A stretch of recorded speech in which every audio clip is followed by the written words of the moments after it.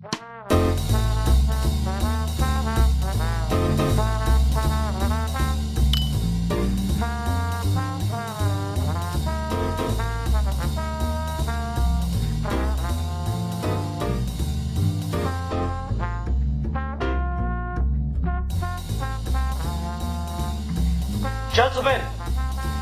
the time has come once again to discuss things.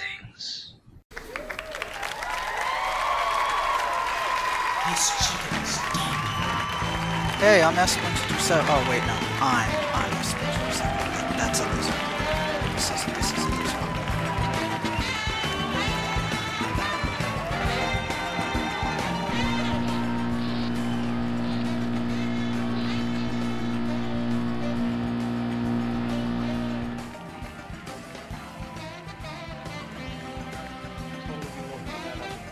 Alright, so, we're gonna start recording now, and here we go. Hello everybody! Welcome to a special edition of Geeky Gentlemen, where joining me once again is Alec Esplin227, and special guest from Geekvolution, Vince! Hello! Hey everyone. Yeah, it's gonna be really exciting, and today we're going to discuss the art of comedy, mostly focusing on stand-up. Now, I build these two because the last time Alec and I did a video, we talked about magic, and we kept comparing it to stand-up comedy quite often, because they do share a lot in common. And so I was like, well, we should definitely do a video on stand-up comedy then. And I keep hearing Vince talk about stand-up every time I see him on some recommend or some episode of Geekvolution shows. So I figured, why not pull him in on this, and he agreed to come on, so we're gonna do a video talking about stand-up. So, sound good to everybody? Yeah. Yeah, that sounds great. Okay, now, I obviously want to get, with the format of the show, deeper into, like, the art form of it, but let's just start out, talking about, like, favorite stand-up comedians or really, really memorable bits, stuff like that. So, yeah, who wants to go first? Volunteer yourself, now, somebody. I volunteer Alec. Okay. Crap. Little known fact, Alec and I are the same person. Oh yeah, I'm totally a Poe. I'm a sock account. I don't even exist. I'm just good at doing other voices. It's pretty amazing. Oh, well, you kind of said what we have to start with, so I guess I'm torn between Louis C.K. and Patton Oswalt in terms of comedians that are alive. You know what I mean? Uh-huh. What's been happening recently? They've been dying, like, left and right. You got, what is it, Mitch Hedberg? I love him. Patrice O'Neill, he's alright. Richard Pryor died a little while ago. George Carlin. Hey, I mean, you can still really like them even if they are dead. You just can't have any new material. Unless they're like Tupac and they keep just putting out albums every year. Oh, that brings me to, that's something I was gonna mention. Stand-up comedy and magic have that in common. You can listen to a song over and over again, but people don't like it when you have the same joke over and over again. Like, that's different from, music in that way. You can't... that's probably why stand-up comedy is probably the hardest of all those mediums. You know what I mean? No one's writing your stuff for you like an actor. Well, unless you're one of the major comedians. Yeah, Well, but still, yeah. even a lot of them still write a lot of their own material. I have to assume. Yeah, I mean, like, I think Jerry Seinfeld has someone doing new jokes for him, but he's got this act that he's compiled over his career Yeah, that so- he just does everywhere. It's like, I don't think it changes much city to city when you go to see a Jerry Seinfeld show. Which, hey, to the man's credit, he's a millionaire. Yeah. He's doing something right. Exactly. There's no integrity to it. He's doing something right. I forget Ouch. I forget who said it, but one comedian was like, a guy asked me, a guy kept saying, when Jerry Seinfeld stop, it's like, well, what is he gonna do now? How can he top Jerry Seinfeld? He's over. And the comedian's like, well, I think he'll just go cry into his pile of money. Well, I think Sounds it'll be like a all Louis. right. Yeah, I can't remember who said it though. Could have been Louis. maybe. I don't know. Louis C.K. is actually one of my favorites right now too, but he doesn't have that mass appeal that a lot of people do. I really like Mitch Hedberg because he has that quality where you can say any one of his jokes completely out of any kind of context, and it will still work because there's no setup to his material. It's there on the spot, ready to go. Carlin was obviously the master. I think he kind of revolutionized stand-up to a point. I don't know. I mean, I've watched so much stand-up because, like, on Friday nights, Comedy Central will play, I think, like a 4-hour block of stand-up acts, Best night of the and week. I just what? Is it best night of the week? Yeah, and I just sit there and watch them growing up. So I've like seen so much. I've just consumed it, and I can compare and contrast it without ever actually having done it in any capacity. So it's just I've kind of become a pseudo expert on stand-up to a point, just from having watched so much of it. How about you, Vince? Who's in your top tier of comedians? Oh man, I got 3 favorites right now. My number 1 favorite is Bill Burr. I think that guy's so clever. And he's so angry, and he cracks me up. He's an angry guy who's really not all that good at being violent, so he just gets angry. Oh, the And- muffins. Oh, the muffins. That yeah. was amazing. What are you Where he doing? just starts Off your punching the fist? muffins. Oh, that dude's psychotic. That guy. Oh, you see, that's the thing, is that I feel like Bill Burr is just like caged emotion. It's not even just anger. That bit that he has about the pit bull that his wife brings home from the pound. Yeah. He's such this ball of rage initially, but then he's talking about how he snuggles with the dog. He is caged emotion, just trying to break out. Mm-hmm. The other 2 guys who are at the top of my list right now are Louis C.K. and Patton Oswalt. But Really? oh yeah, it's blah, blah, blah, blah. Stutter, spit. I'm finding that a lot of people that I end up talking to who want to talk to me specifically about stand-up end up having the same the same taste. They all like Patton Oswalt and Louis C.K. Patton Oswalt's okay. I don't really. He doesn't really do it for me. I love Louis C.K. because he has this tendency to just really get you charged and on his side. You know, like there's no sympathy for the other party involved when Louis C.K. is talking, even if what he is talking about is absolutely horrendous. You know, I think Like, he'll Louis just- C.K. has a good. He has a knack for making himself the underdog, even though he's rich. Yeah. I don't know, it's just like he's done jokes about, you know, he's talking about like how he could kick his 5-year-old daughter's ass. And I'm just like, why am I siding with him on this? That is terrible. Yeah, that's the most uncomfortable part, but it ends up being the most funny when he's talking about his kids. It's God, like yeah. you hate yourself for laughing, but you're gonna hate me for this, but I need 5 Hate me. minutes. Okay, go ahead, man. Well, Vince and I we'll talk. You go ahead. All right, cool. We'll manage Right to back. fill the time. Yeah. So, all right. So Louis C.K. Now, what do you like about Patton Oswalt? Because for me, a lot of his stuff falls flat.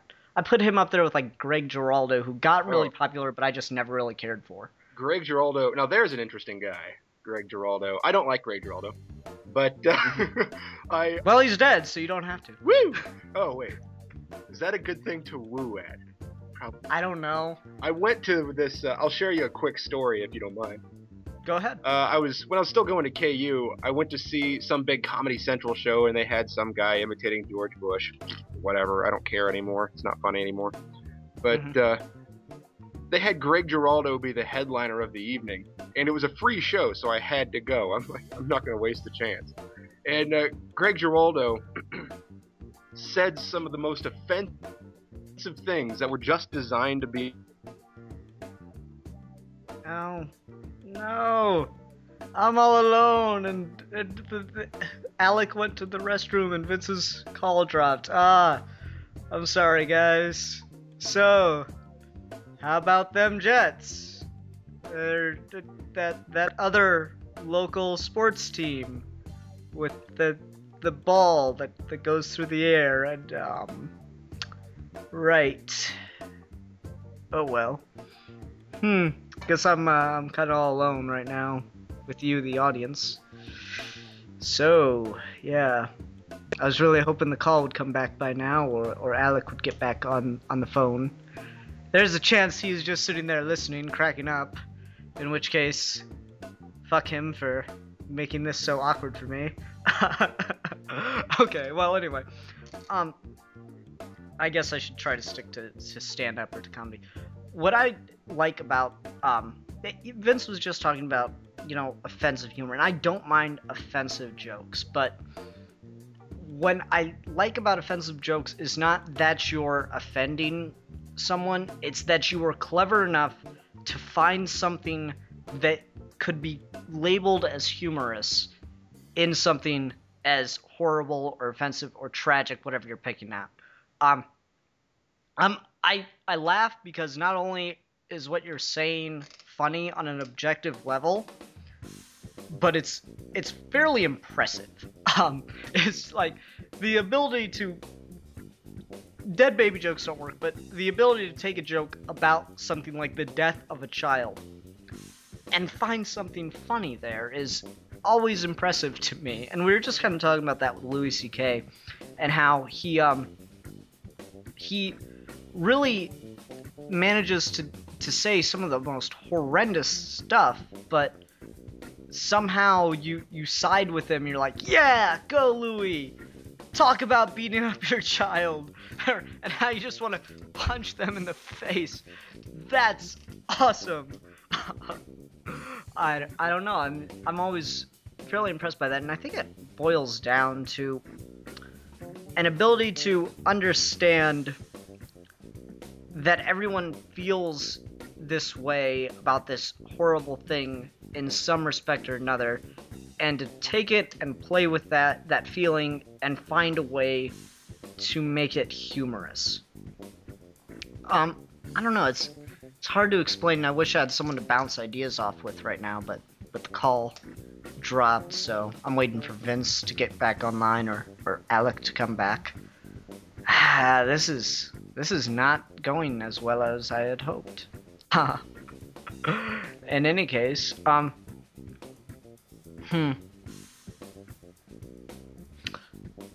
well, I was talking about Mitch Hedberg a little bit ago, and I'm just gonna kind of change subjects because this is something I was thinking about.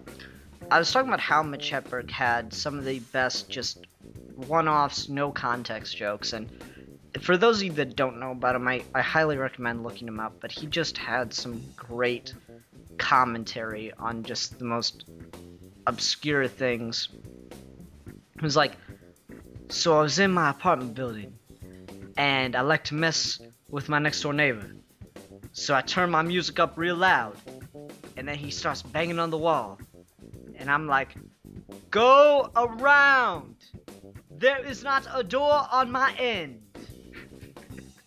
I just always really like that, because it's very off the cuff, and you can insert it into regular conversation, or you can just say it to someone and they will laugh. There's a lot of stuff like that. What else was some of his jokes? I'm trying to think. Oh, I like escalators, cause escalators can never break down. They can only temporarily become stairs. You should never see an escalator out of order sign. Just an escalator temporarily stairs. So, was it Alec that said he needed 5 minutes, or was it the connection?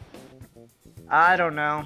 Maybe he took it with him, but I was telling Mitch Hedberg jokes, well, in the absence of you two.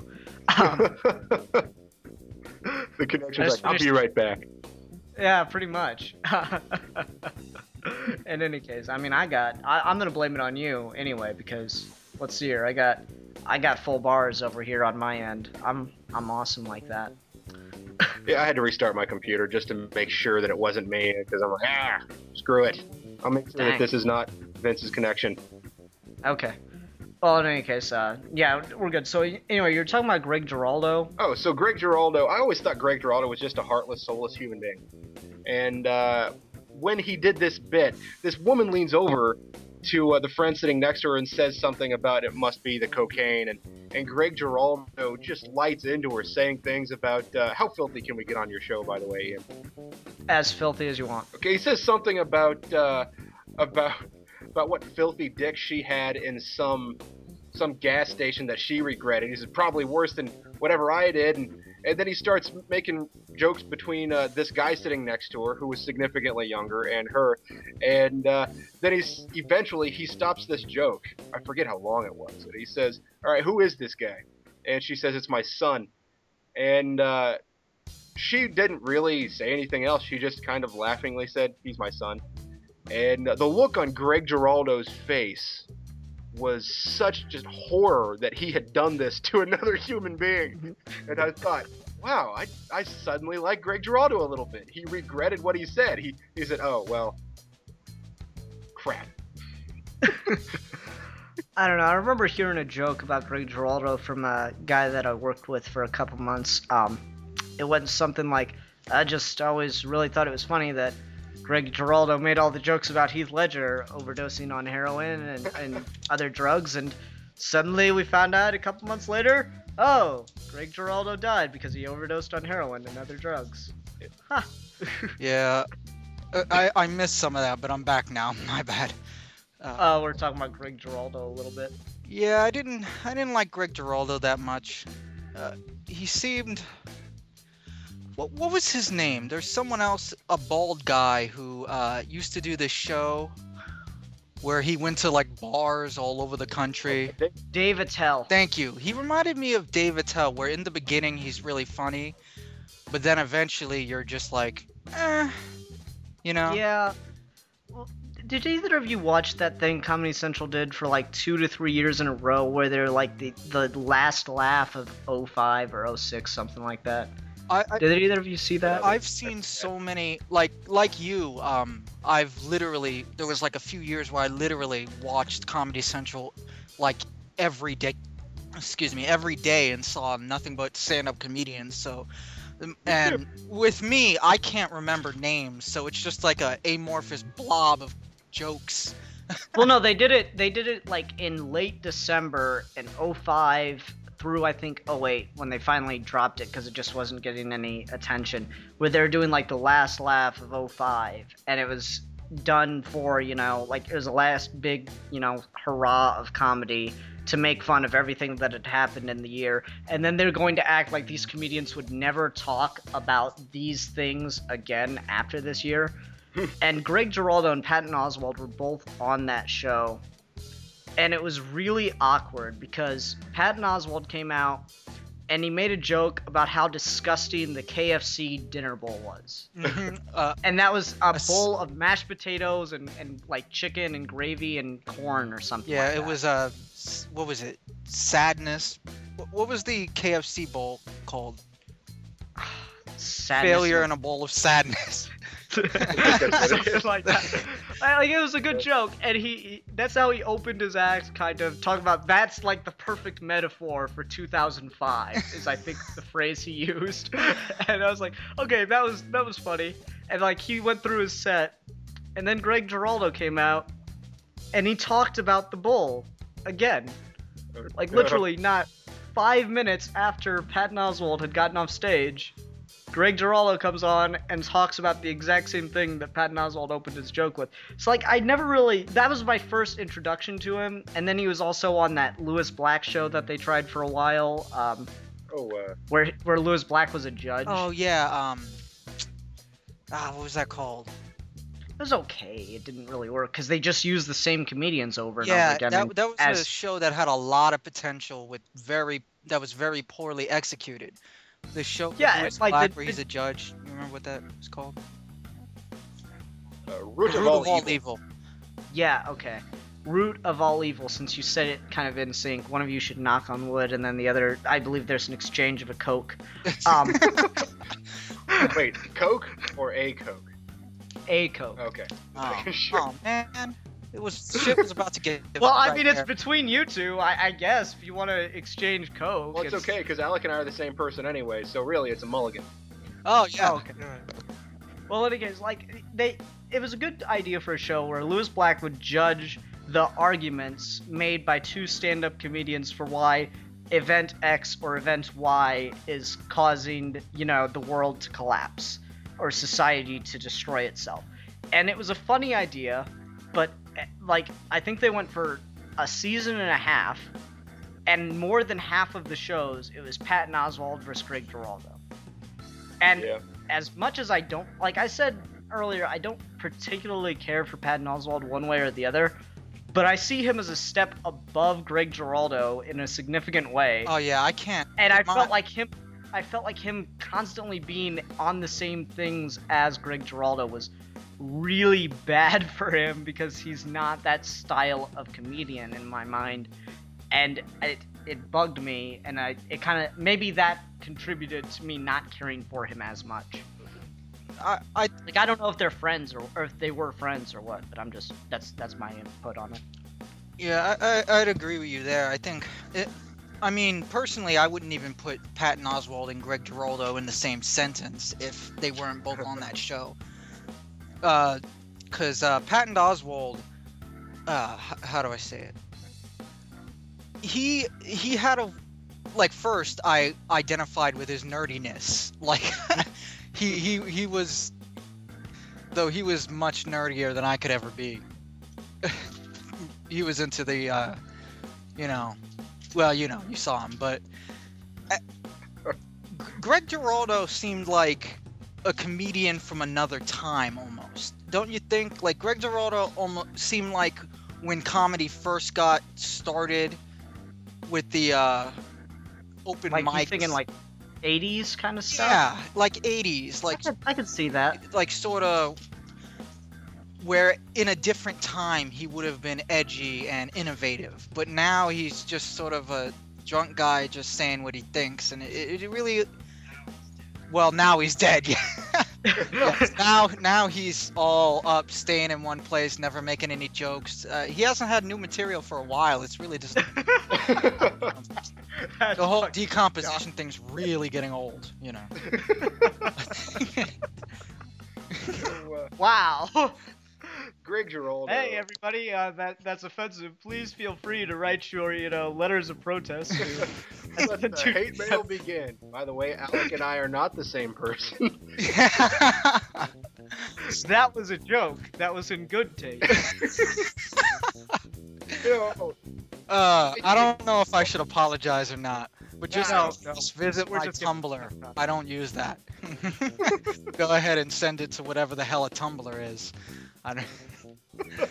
I didn't even know you could set things to someone on Tumblr. I don't know. I don't know what that is. So Okay. It's a cup that holds water. You can shake things in it if you put a lid on it. Lame. Oh, God. Waka waka. Let me give you this. Let me.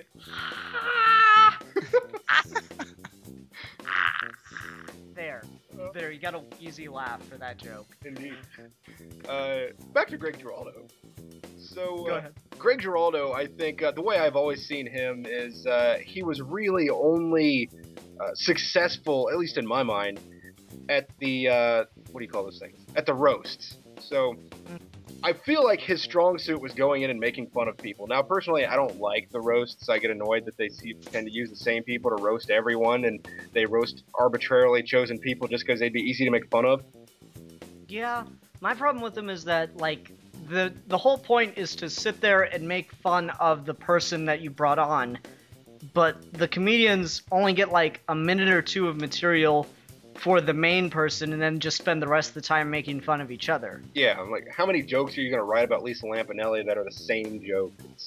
Exactly. It's like, I would have loved to watch the roast of Hugh Hefner if the comedians spent maybe a minute making fun of one another each, and then spent the rest of their 5-minute, 6-minute set, whatever, making fun of Hugh Hefner. yeah, the formula kind of got messed up because, you know, that does happen in roast where they make fun of other people too, but you're right, it's supposed to be the majority of the person that's getting roasted. You know what I mean? Like, Yeah, exactly. And that's the thing, is they completely... It should have just been called Hugh Hefner hangs out with a bunch of people, a bunch of comedians as they make fun of each other. do you all believe... okay, there were two there were two You're controversial... talking about Lisa Lampanelli, are you? there, Controversial. there were two controversial roasts that actually made me uncomfortable, and I was a little bit vindicated afterwards because it turns out half the people there. Do you believe Cat Williams' description of the Flavor Flav roast? Do you think that really happened? I haven't heard what did Cat Williams Basically, say about Cat Williams said that none of the black comedians got the script until right before the end, whereas all the white comedians did. And when he read it, he understood why they didn't get it till the very end, because everything is like, all the jokes are like crispity, crackety, black, you know, charred. You know what I mean? Like all black jokes, and that at the end, his Flavor Flav's kids were crying, maybe Oh no. principally because all the jokes were about how black their dad was, and that Why would you let afterwards, your kids watch that? yeah, I'm surprised their kids were there. I'm Who let not Flavor really Flav quite have sure kids? why Flavor Flav thought that was a good idea. Then again, he is a dude with gold teeth and a clock around his neck, so I'm not sure. I want a giant clock around my neck. Are you trying to say something?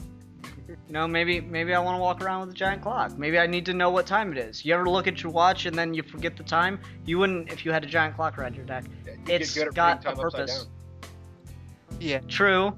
I didn't think that far ahead, Vince. Thanks for poking holes in my ideas. You're welcome. I don't think buckets need to hold water. That's all I'm saying. Yeah. Buckets have a purpose for themselves. They are intrinsically valuable. They don't need to serve the purposes of water. I don't even know what's going on anymore. But We're talking about the value of buckets. That is what this show is actually about. oh, see, I didn't get the subtext, is what it is. Who doesn't think? Who does not make the logical connection? Comedy, i.e., buckets. Sorry. Buckets o comedy. Exactly. Oh, swang, wang, wang. Now, Sorry. Go on. that was. I don't know if that's true, because if that's true, that is fucked up. Because like, it's one thing if they just did those jokes, but if they held the script from everyone who was a darker shade because they knew how messed up the jokes were, I don't know. I have trouble believing that. I don't know if I believe Cat Williams on that, but the other one that was kind It of depends.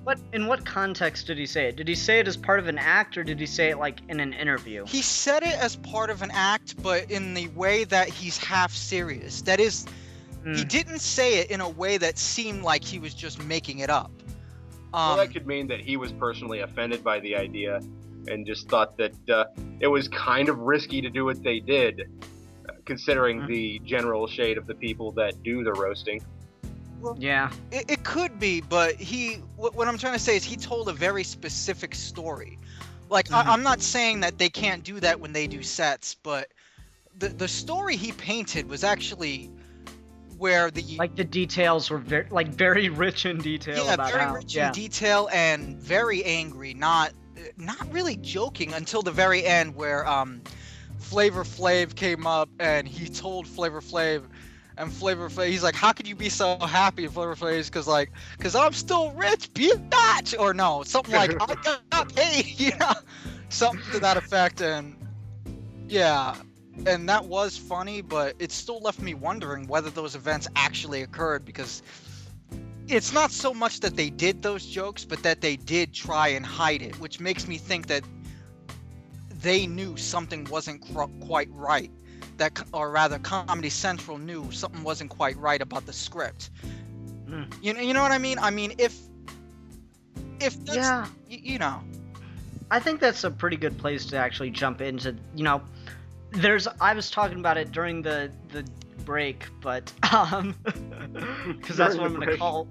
Yeah, that's what I'm gonna call it because Alec was gone doing something and the connection dropped, so I had to fill time. Oh. Um, I might just go and insert a video of myself like doing like a jig. That would be a good idea. You What? might want to, as we mentioned comedians, you might want to do like they do on TV, just add a little clip of that comedian. I would, but YouTube is so strict about that shit anymore. I seriously wish I could do that, but if I can only put up a picture, I might as well not bother, Yeah. And in any case, what I was getting at is like I was talking about like the offensive nature. Like people are always talking about how comedy is so offensive nowadays. Bob Hope never had to be offensive, blah blah blah, stuff like that. And it always bugs me because it's offensive, sure, but I find that people aren't really laughing at the fact that it's offending people. They're more laughing at the fact that someone was clever enough to think of something that is legitimately humorous about something that is kind of like fucked up or is tragic or what have you, depending what the joke is about. Like I don't find most dead baby jokes funny, not because they're not clever, but because they're overused. Yeah. Right. But I find something funny in the fact that someone could take something so horrible and then find a way to insert humor into that. Like actually the only one that I really like is how do you make a dead baby float? Put it in. Come on. Oh, go ahead. Well, someone ask. How do you do that? All right, first you get 2 scoops of ice cream, then you get a cup of root beer, and you put it all in a blender with the dead baby. Oh. Yeah. And I knew exactly where that one was going. fair enough, but that's the only one I like because it's not just that it's a dead baby joke. There aren't many jokes about fun. cannibalism, and that's a problem. We need more cannibalism. In the next year of 2013, Well, it seems realities. It seems like that's going to be the case because with all this bath salt shit, Oh god, zombie apocalypse. it seems like that's going to be a topical discussion soon. To add on to your point, Ian, what's his name? George Carlin said something that I thought was really interesting, and there's a career we have to talk about. Oh yeah. Oh, we have to. George Carlin said anything can be funny. It doesn't matter if it's offensive. He said anything can be funny. Even rape can be funny. You just have to figure out what the proper emphasis is. He says, I'll show you. Picture Elmer Fudd raping Porky Pig.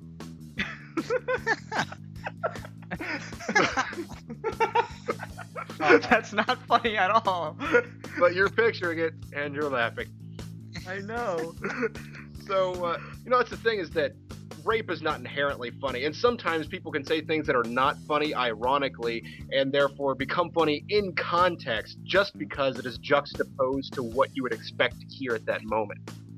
Yeah, I think Daniel Tosh would be an example of that. Actually, Yeah. Daniel Tosh had a great joke about rape. He was talking about how all his friends say all the people keep talking about how he's so edgy and so dark in his humor, but amongst his inner circle of friends and family, he's really calm. And then he goes, but I did get my sister really good last week. Oh, yeah. I replaced her mace with a bottle of silly string. Oh. And what was great about that joke is, like, 5 minutes later, he goes somewhere and no one in the audience laughs. And he's like, and it wasn't as bad as, what he was just talking about, but he goes, oh, okay, so there's the line. My sister being raped, perfectly okay, but I should stay away from this. Yeah. Thanks, everybody. Yeah, I remember that now. That was I wish I could remember the reference that he was talking about, but yeah, he's right about that. Did you heard the whole controversy where he said that joke about the woman who was in the audience? Yeah. No, I had not. Oh, well, basically he was making a joke about rape, and some person got up in the comment thing and screamed, "Rape is never funny." I don't know, it seems foolish because you could just walk out. She said that and then sat back down, and then Daniel Tosh goes, "Wouldn't it be funny if like 9 guys raped her just right now?" And I understand people's dislike of that only because she was there. Like, it's a little different, but he didn't just pick on a random person. She inserted herself into the situation. Yeah. True. Where the way you show that you don't really think a comedian's doing the right thing is you just walk out. You don't say, you can't joke about that. It's like, yes, he can. That's what he's there for. Well, the thing is, when you do that, you pretty much just egg them on because you've called them out in front of the entire audience. Yeah, what are they gonna And then they have to prove that they can joke about that. Yeah. So I mean, potentially yelling out "rape is never funny" could work. It's fully possible that you could say that and then they could try a joke about rape and no one in the audience laughs, in which case you win. But the chances that you are more clever than someone who has made a career out of being clever on stage, probably not gonna happen. Exactly. And people kind of freaked out about. Here's the thing. I think people are getting a little mixed up. There is a time when rape is not funny. For instance, when it actually happens. Exactly. Or not only that. 9 out of 10 people enjoy gang rape. Well, hold up. There is. Wait, I didn't hear that. Statistically speaking, 9 out of 10 people enjoy gang rape. Oh my god. All right, I'm a little slow on that one, but holy shit. Woo! That's the over your head noise. Yeah. Woo! A few of these I gotta go over my head. That's fine. Sorry. But, go on. But what I was saying was, there are times when it's not appropriate. For instance, I wouldn't want to hear it, when he was alive. I wouldn't want to hear anything from Michael Jackson now. That'd be horrifying. But I wouldn't want to hear Michael Jackson make a joke about pedophilia. I just don't want to hear it from him. You know what I mean? I don't want to hear racial jokes from someone who's maybe been on Fox News saying racist things. That's when it starts to cross the line, because you don't know whether that person really means it or not. You get what I'm saying? Mm-hmm. That's Daniel Tosh, as far as I know, has never raped anyone. So though he will say he has. So he will say, but he is guilty until proven innocent. With comedy, half the times, yeah. But oh god. What's funny is that brings me around to Louis C.K. because you heard the joke when he was on The Daily Show. Basically, Louis C.K. went on vacation and didn't hear the thing about Daniel Tosh with the rape thing. And someone said something about Daniel Tosh while he was not on a computer. You know, he purposely went to get away with his, whatever. And he defends Daniel Tosh by that, because someone said Daniel Tosh is a hack or something, and he defended him. And he gets back to America, and on the newspaper, on I forget what, on like Huffington Post or something, he sees in big letters, Louis C.K. defends rape. It's just like, what the fuck happened? What happened while I was gone? Wow. That's actually a really funny bit. Yeah. That reminds me of the Richard Pryor joke. After he'd lit himself on fire, he was talking about how it was after like he recovered from all that, but he goes, I was in the hospital, all bandaged up and in the bed, and they had the news on. And on the news, the anchor comes on and says, comedian Richard Pryor has died.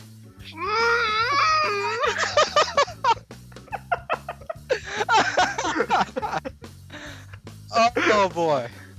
Speaking of Richard Pryor and offensive things, I like the bit that he does where he says somebody tells a joke about Richard Pryor and they light a match and they move it down across the screen and says, well, what's this? He says, that's Richard Pryor running down the street. Yeah. I like that one. That was actually in the same bit, or same act, I think, with the red suit. I think, Yeah. Which was funny within itself. The fact that he was wearing a red suit after returning from lighting himself on fire. Yeah, that was... Oh, symbolism. You get our laugh on the back end. It's one of those things. That's actually, do you guys have any comedians that you can think of where their act is even funnier the second or third time you watch it because you start to notice intricacies and extra details, like, for instance, the Richard Pryor wearing a red suit after lighting on fire kind of thing? I find that when I watch Lisa Lampanelli, after I watch the first bit the first time, I'll go back and I'll mute it and I'll love it even more. So, get it? I hate Lisa laughing now. Oh, ha. Sorry, that one went over my head. Yeah, it wasn't Yeah. so. That was a Waka Waka joke anyway. Someone who definitely falls into that category for me, I think you might agree, would be Bo Burnham. Okay, yeah. Every Well, time- that's just that's because he raps, and it all goes by you so fast. Well, Indeed. no, even when I've learned all his songs, well, like I'll learn a bit and I'll read all the lyrics, and then another time through, I'll realize how clever something was that it went over my head at the time. I'll be rapping it, and then I'll just burst out laughing, and people around me, because I usually have my headphones on, and I startled a woman once because I realized. I can't remember what joke it was, but it was a joke I had heard over and over again, and it didn't click until that moment. Like, it connected jokes that I didn't know were connected, and I just lost it. I think I was... Where was I? At Walmart or something, and I actually startled the person next to me, because... Oh, man. Oh yeah. I don't know. My favorite line that I've heard from him, just because it reminds me of my childhood, is "My boys call me Skeeter, because when I meet her, I skeet her till people call her Patty Mayonnaise." Oh, Yeah. Nickelodeon and cum. Well, it's one of those good ones. It's like that's where rap really has excelled, is the ability to use one word three ways and have it mean and have it still mean something. And you know, you hear it in music from time to time, but it's never really done as much as it is in rap. And Bo is one of the people that's really taken it to, you know, complete comedy. And it's genius from time to time when you hear some of the things he'll say. But the problem I've had with Bo is I think he got way too popular way too fast because of YouTube. Fair enough. And some of that's gone to his head. Now he's aware that people think this, and he's tried to kind of craft a new persona around that for like being off of YouTube. Because on YouTube he was that weird kid playing songs in his room and putting it on the internet, and he couldn't use that same persona when he went onto stage. So he's kind of like made himself into this, you know, I see myself as a genius or an artist. Yeah. But then he's like even made more fun of that by, you know, like talking about how pathetic and how ridiculous what he does is. And Yeah. how childish it is. Oh, It's that really- song, Art is Dead. Art is Dead. Oh my I god. really do like that song. Just not even within the context of the show. I really like that song. I can listen to that, and it resonates for me beyond the show, beyond just the fact that he's talking about comedy, because he really is talking about art on the whole. Because when so many people have the ability to become artists in the public eye, you're killing art, because suddenly everything's art, which means nothing's art. Exactly, yeah. No, that's...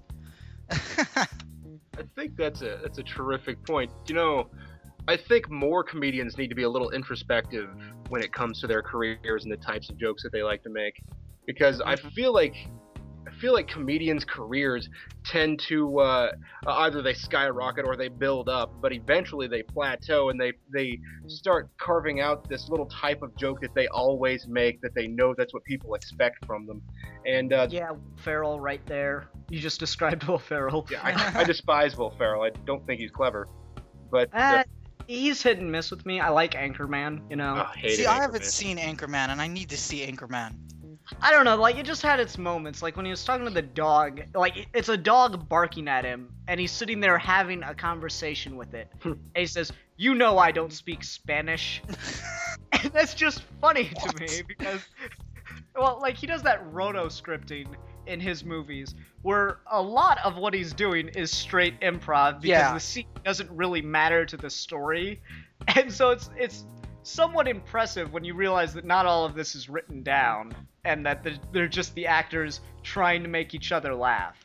That being said, yes, he does do the same character in every movie, you know, except for Stranger Than Fiction, Yes. which is actually my favorite movie of his. Good point. But Let me See, I rephrase. haven't seen a lot of Will Ferrell movies, so I actually haven't seen that one either. Stranger Than Fiction is really good because Will Ferrell does not play Will Ferrell. He plays a completely different character that someone else clearly wrote, and he does it well. Will So he Ferrell's can acting. act. he can act. He just isn't that good at, wanting to act in his own movies. He just wants to do his thing, which he's certainly entitled to, and it's worked out well for him, but it still bears the criticism that he's not really doing anything different movie to movie. I can't. I don't know if I agree with that. Like, I don't always need my comedians to do something completely new if they can still make me laugh. That is to say, well, for instance, I was going to bring up two comedians, and regardless of how you think about how funny they are, there are comedians that have consistently made me laugh for, like, since I can remember. And unlike other comedians, I forget who came up with this phrase. I think I heard it on YouTube. A comeditarian. A humanitarian that won't admit he actually does care about the world around him, but clearly does. Like George Carlin. We can pretend that he really didn't care like he said, but we both know he did. He was, in a way, making the world a better place. If you look at how much he talked about, businesses and how effed we are, it wasn't just a joke for him. But two examples of this would be, and I guess this makes me a typical liberal young person, but Jon Stewart and Stephen Colbert. They do the same thing over and over again, night after night, but part of that is they are playing the same characters night after night. With Will Ferrell, he's clearly, he's playing a different person in each movie, but they're all the same character. For example, yeah. Ron Burgundy and his character in Step Brothers, not one action that either character does in the movie is something that not one of the other characters would do. If that makes sense. Okay, no, it makes perfect sense. It's just like Jim Carrey was that way for a little while. Yeah, he was, and it worked for him. Yeah, and he's certainly carved out something different for himself now. It's not working as well, but he doesn't want to be that guy. Have you ever seen Eternal Sunshine of? I love that movie. Yeah, that was amazing. And I wish he'd do more of that, but the point is he's not. Yeah. He went back also to the Truman Show. Yeah, he was still Jim Carrey, but he was less Jim Carrey, and it. I don't know. I'm sorry. What did you say? The Truman Show. No, Vince. Oh, I was agreeing, but that's the thing is I want to go back real quick to something that one of you guys said that I thought was really interesting. The Colbert Report and the Daily Show. I feel like the Daily Show, there is a logical progression that happens in stand-up comedy, and George Carlin pointed it out. So if they treat comedy as an art, they move from just doing bits into doing stories, and then eventually they go from doing comedy to doing philosophy. And that's where George Carlin really started and ended his career. It was comedy, philosophy. And then that's the thing about, what's his name? Oh, Daily Show guy, Jon Stewart. Jon Stewart, yeah. Jon Stewart says, he starts off doing just comedy in a news show, and now he's doing, agree with him or not, he is doing political commentary, and he believes what he's saying. And yeah, it's not just a character anymore. No, yeah, at this point, I think Jon Stewart himself and his character, I don't think we're looking at two different people. Because I've seen him speak candidly. Here's the thing. I've heard some people criticize them. Tell me this. Find me one other comedian who not only is still funny, but literally, because of how bad our news media, has to make up for the slack that an entire branch of TV should be doing, telling the truth. The level of responsibility Jon Stewart and even Stephen Colbert have above all other comedians, the consequences if they fail, because remember, a lot of young people get their news from Jon Stewart and Stephen Colbert, and it's more accurate than anything they'll get on, CBS or, Fox News isn't news. Fox News is entertainment. I did a video with the Real Manos just a couple days ago about the election, and he talked about Fox. He asked me if I watched any of the coverage on Fox News, and I said I stopped watching Fox News about 2 years ago when I went to get lunch before work in a McDonald's, and I decided to sit in their lobby, and then in their lobby they were playing Fox News, and for about 5 minutes, they ran a story about how Justin Bieber made a diss song on Tom Brady for stealing his haircut. This was played nationally in every state in the country. 5 minutes of airtime was devoted to Justin Bieber making a diss song on Tom Brady for stealing a haircut.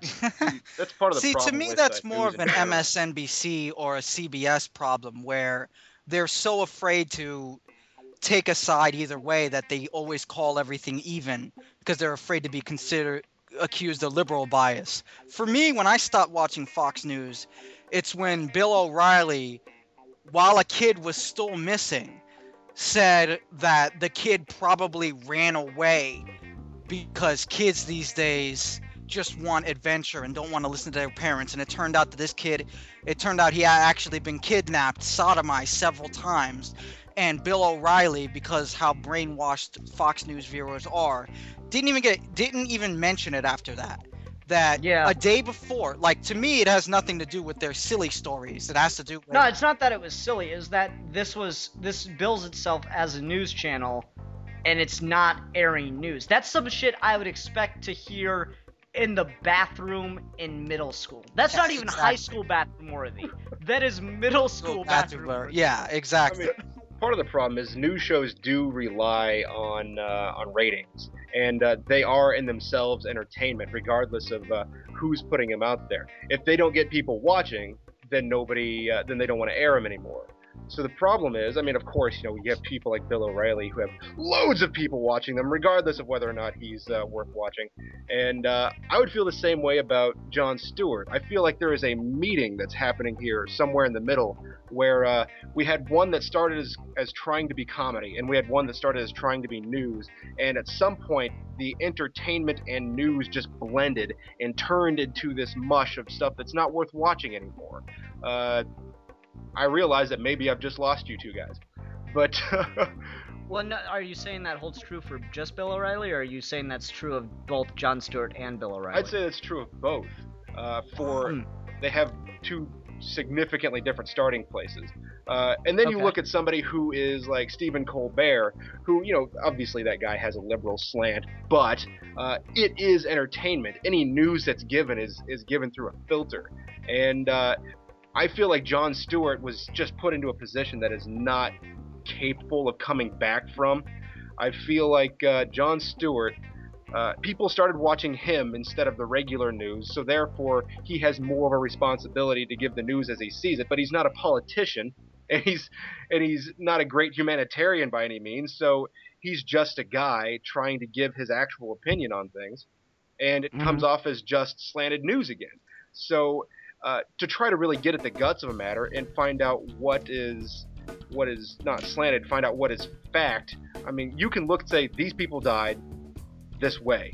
Well, why did they die? Well, maybe it was because of this faulty error in the system, or maybe it was that. And then we get into these speculations that no one group of people can really claim to be wholly true, and they will believe it because one person said it that is from their particular mindset. So Yeah, no, we understand what you're talking about in terms of confirmation bias.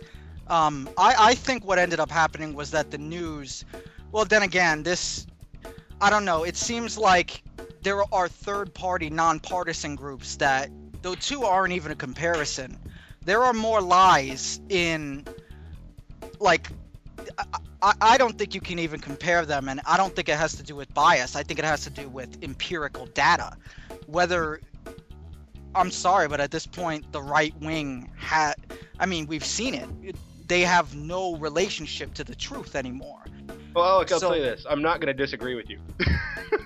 Yeah, so... I'm not saying you're wrong. I'm just saying that in the way of comedic integrity, I feel like The Daily Show has lost it and just Okay. become something. I thought you meant in terms of, because The Daily Show, in terms of comedic I'm not talking integrity... about news integrity. I'm talking about comedic integrity. Oh, okay.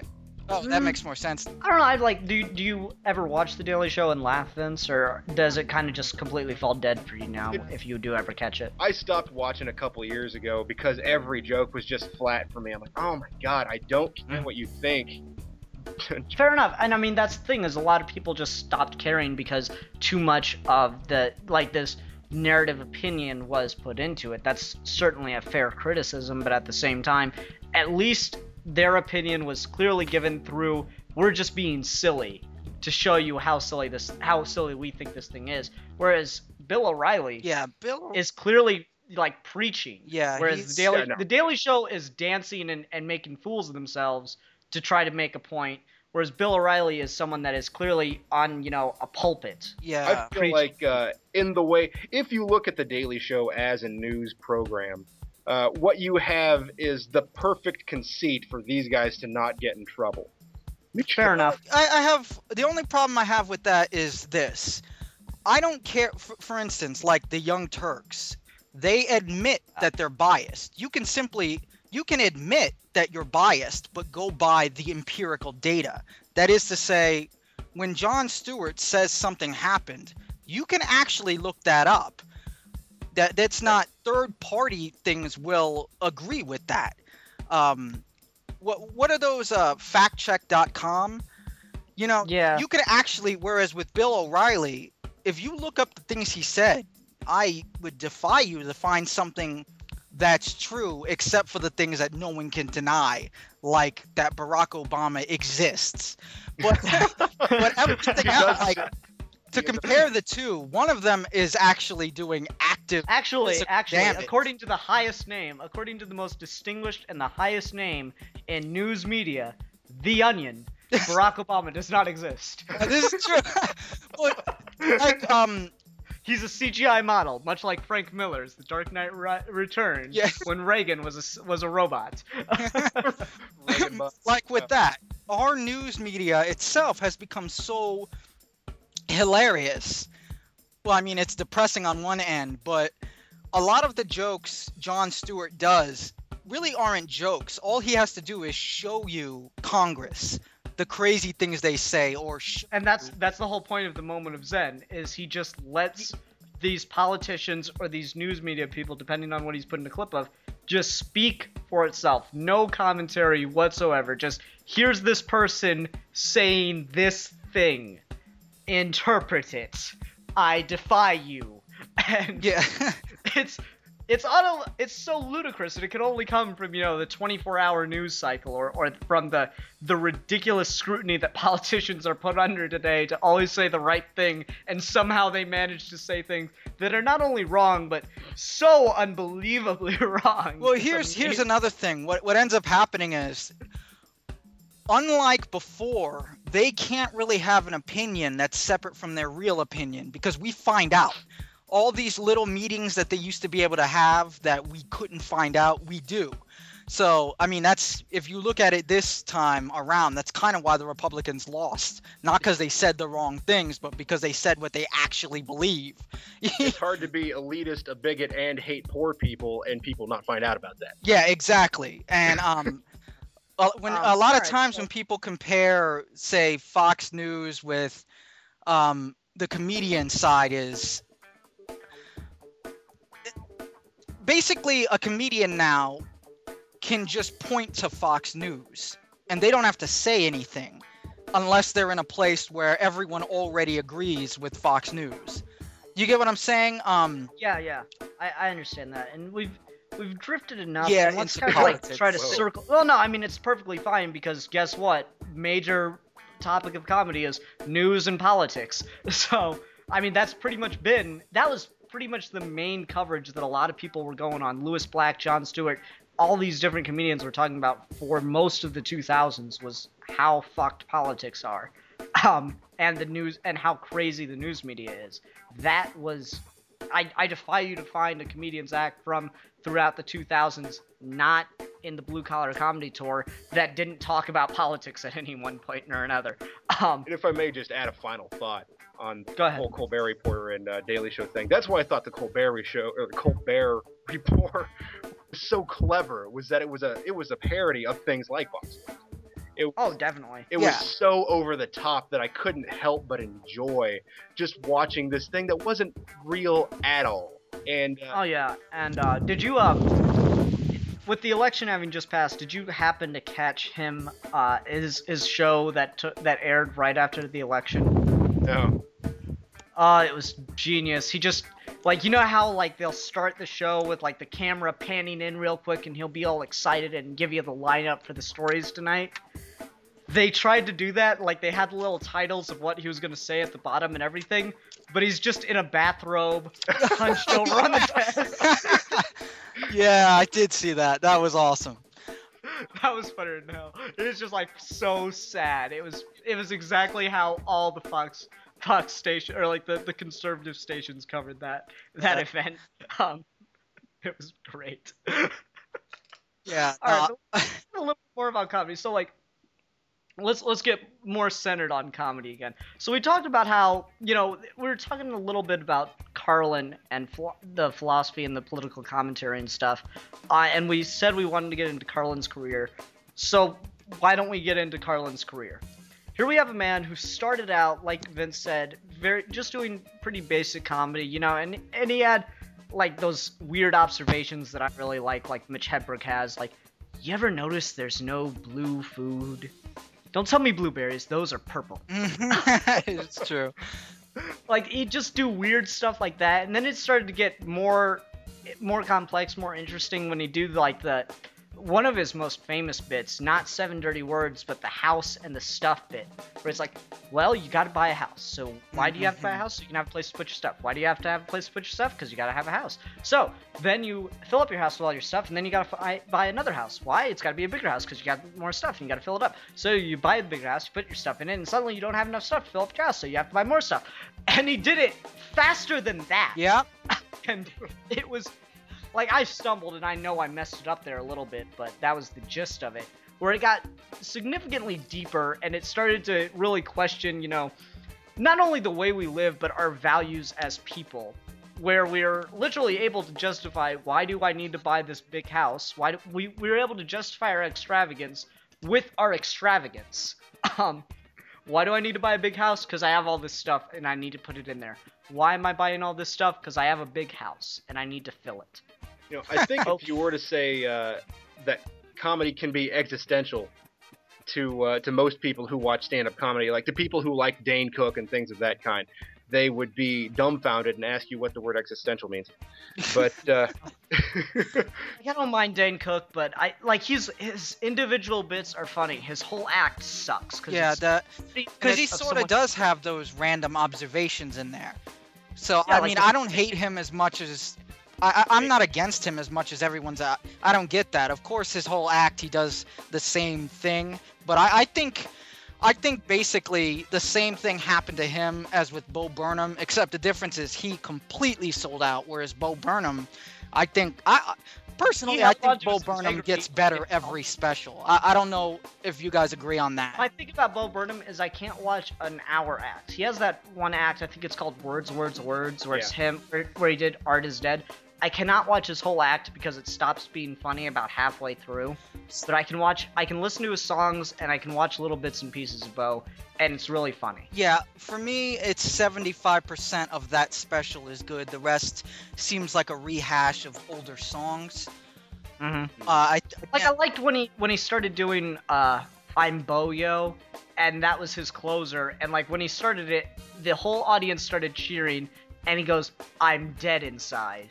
And then continues with this like cheery, upbeat song that made him really popular, and that was hilarious. Yeah. You know, maybe that's not even a flaw in his comedy. Maybe that's just a flaw in the format of rap. That you keep rehashing this idea. I mean, look at how many rappers all talk about the exact same things in their songs. I'm rich, I got money, I'm cooler than... To be fair, I have to defend... I don't really listen to rap unless it's comedy rap, but I have to defend rap in that way because you have to look at... I'm going to... is not a style. Rap is a medium. For instance... Right. Bo Burnham is just as much rap as Jay-Z is. You can't... Rap is simply a way of singing a song. You either sing it with extended notes. Like, a lot of people still think of rap as a style. I'm sorry, that hasn't been that way since, like, 1993. At this point, rap is simply talking fast. And you can do that in many ways. You can rap about things you might rap in rock songs. You know what I mean? There's this new rapper, I can never remember his name, but he's a political rapper. He raps about the system. You know, His name's Bazooka Joe. Huh? Is it common? Bazooka Joe. It's a gum rapper. Anyway. Well, actually, No, just because this was going to be in my act. This was going to be in my act when Common was actually popular. But one time, I'm over at a friend's house and he's watching BET, and they're interviewing Common, and he's talking about how he likes to put a lot of originality and things that just haven't been done anywhere into his songs. And I look over and I go, how's he gonna talk about originality when his name is Common? Yeah, that's very simple, but it actually was still funny because the dude's name is actually Common. So Yeah, it's just one of those things that it's like, and if he was more popular, that would totally work. But oh well. Anyway, yeah, I'm gonna agree. Rap gets a lot more like. For me, when you're criticizing something, you should look at the best of it, not the worst of it. But at the same time, the majority of rap that is out there is the same thing rehashed over and over. yeah, but that's Sturgeon's law, though. That's Sturgeon's law. True. Rock is exactly the same way, but we can't just say rock. We have to pick a style of rock. For instance, the Fair rock we're enough. talking about is like hip hop or gangster rap. There's other types of rap. It's just that what happens is only a certain type gets popular, just like rock. There's rock from. I still listen to Rush. You know, Rush is cool. Yeah, Rush is awesome. Free Will is a great song about existentialism, actually. Yeah, essentially. Relevant. I like it. No, but the thing is when we talk about rap, we're saying it's all about the bitches and the hoes, but that's just how it started. That's like saying rock from the 80s is all about, drugs and sex. Well, Actually, can I just to bring this back to comedy, and I think we get where you're going with that, Alex. yeah, But just to talk about comedy, there's this band called Steel Panther, and they do, almost exactly. If you did not know that it was modern, if I did not tell you right now that it is actually just put out within the last 10 years, you would swear it's from the 80s. But their lyrics are hilarious, because they have this one song, and this will give you an idea of the band as a whole. This one song where the chorus goes, "You're the only girl that I like to screw when I'm not on the road. My heart belongs to you, but my cock is community property." It sounds God. exactly like 80s hair metal, and it's so funny. nah, yeah, but Steel Panther. are they the ones that did that song where they had the very old style music video, and he's like, at some point he's like holding a boulder? I think so. Is that them? That sounds like them. I can't confirm though, because I haven't seen a ton of their stuff. I was just at the toy store one day helping them ship stuff, and one of the guys started playing it on the laptop, and we were all cracking up. And it was just hilarious, absolutely hilarious, and completely inappropriate. Steel Panther, not Sex Panther, because that Steel only Panther. works. What was it? 50% of the time, all the time. I don't know. I don't remember that line. Oh, Anchorman.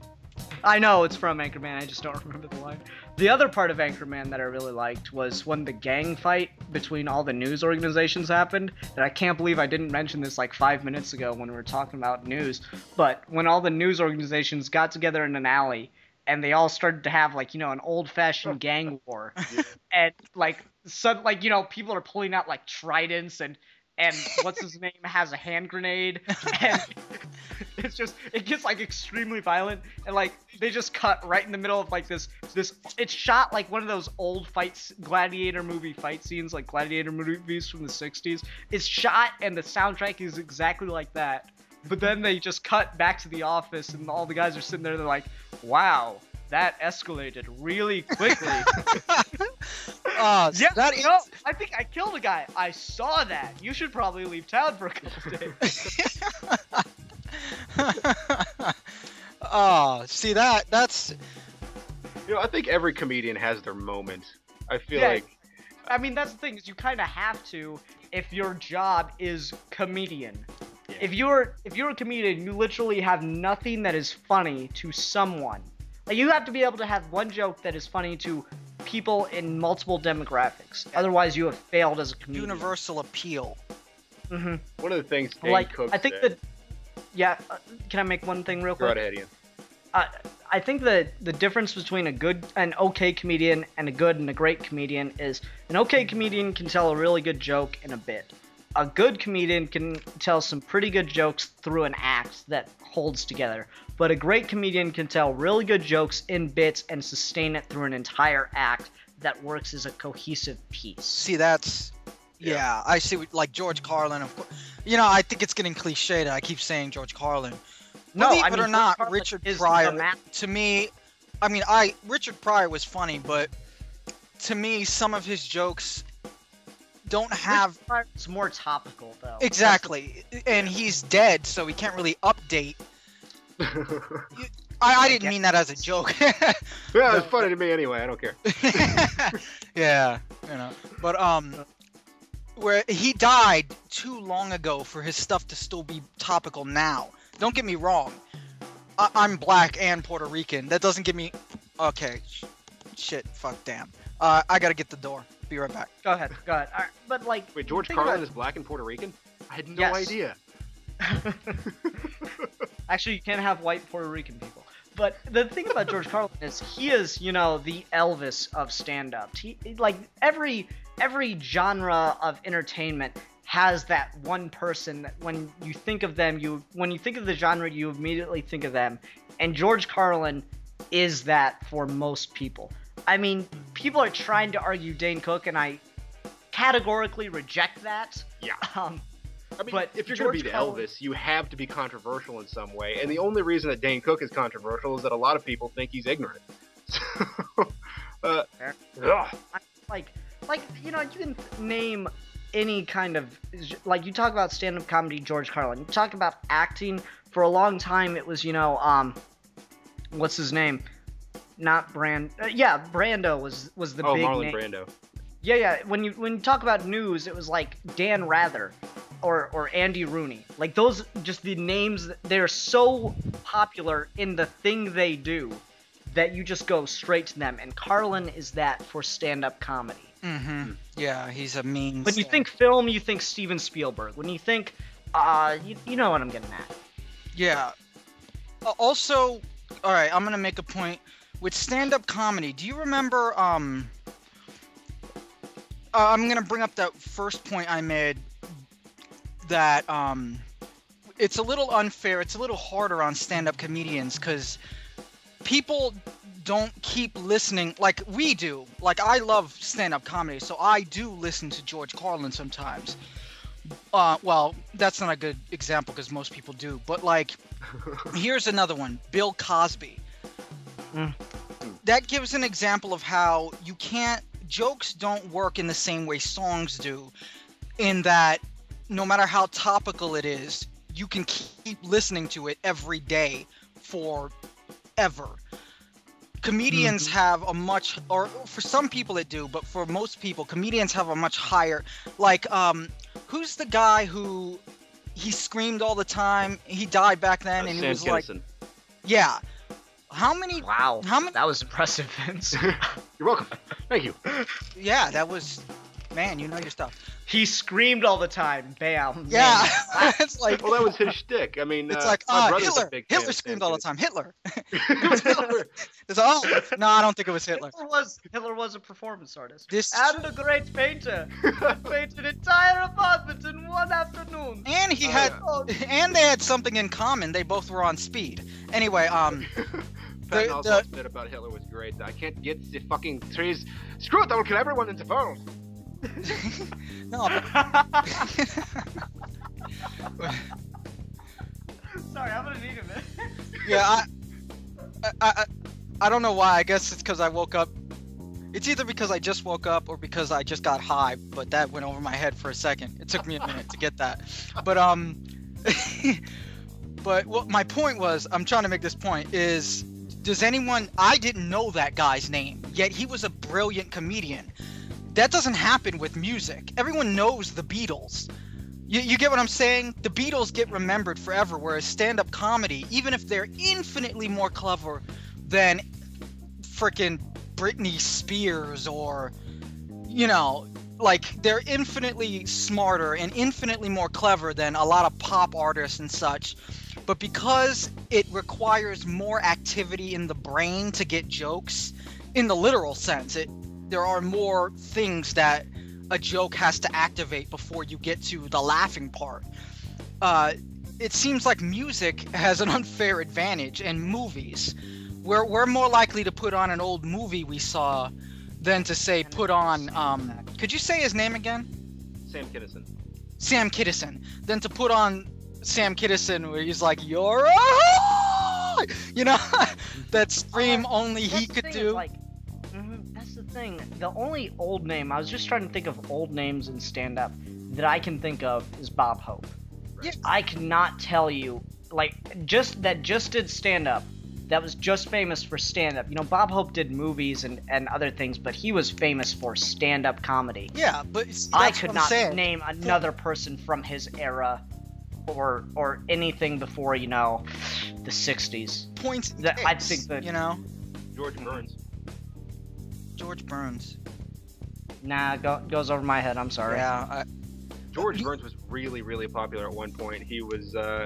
They even made a few movies with him as the starring guy. It was Oh God and Oh God You Devil and all that stuff. Ringing any bells?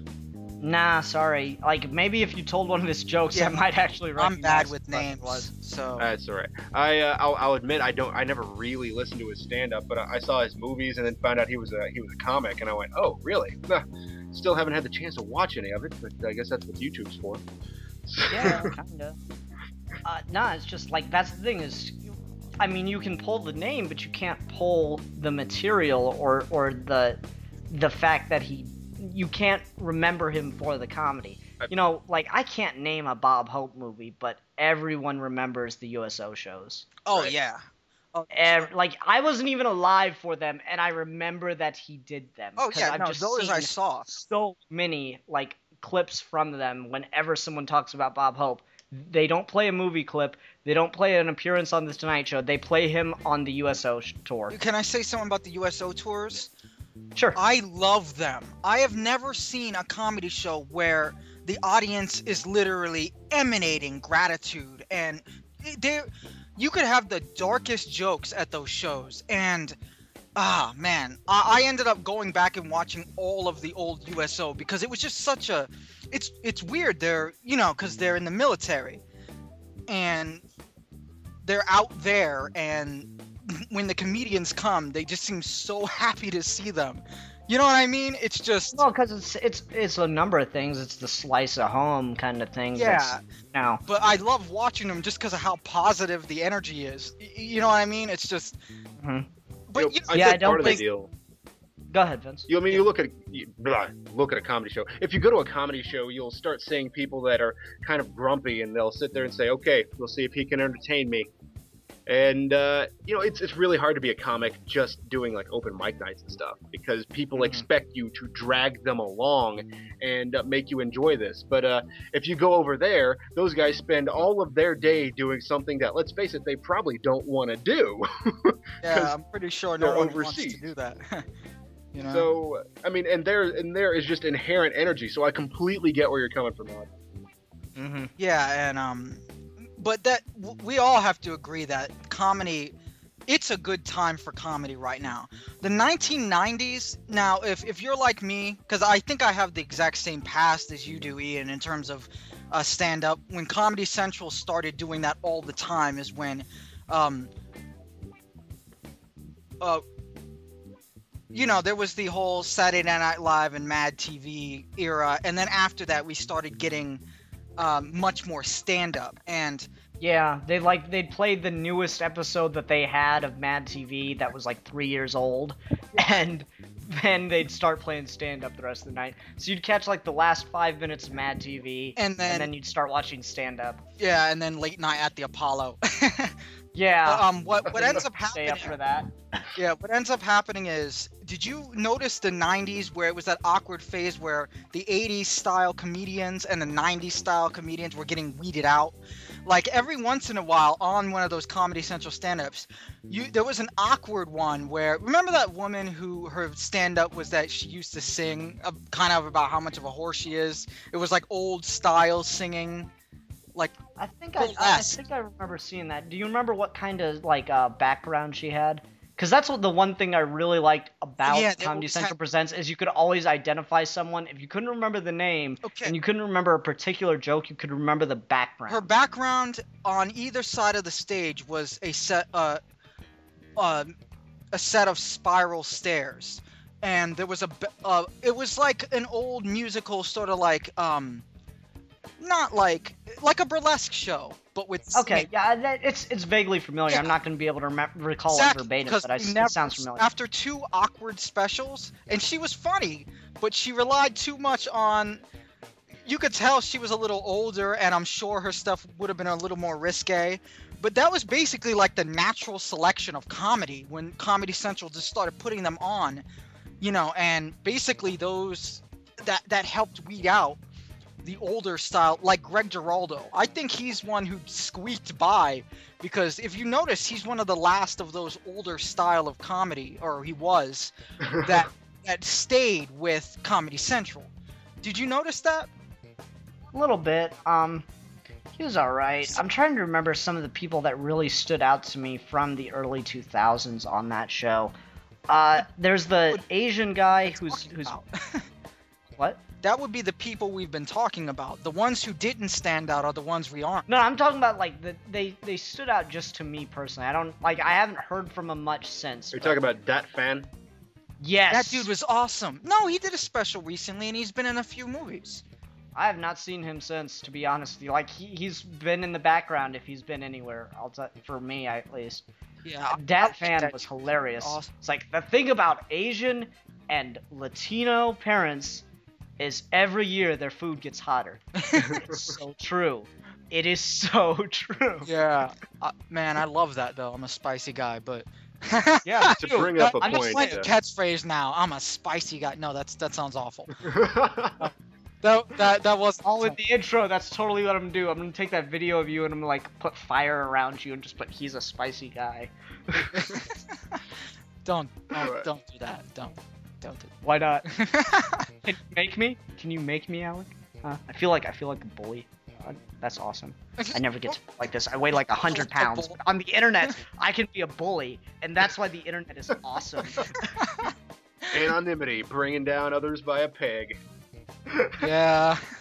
Anyway, Vince, you were wanting to say something. There was some point that I was gonna make that has completely escaped me. It's like right over in like the general area, like 2 inches outside of your head right now, right? Just try to like grab in that area and like pushing it back. Oh yeah, there's this idea that there's topical humor, and to go back to the idea that music sort of has an advantage and that movies sort of have an advantage.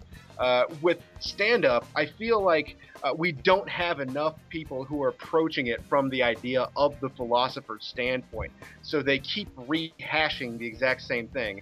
And also, we need to keep in mind that as history unfolds into present day, we weed out all of that past crap that just clogs all of our entertainment and just pick out the really good things. That's why Elvis and the Beatles survive, but a lot of us have forgotten about some of those smaller bands.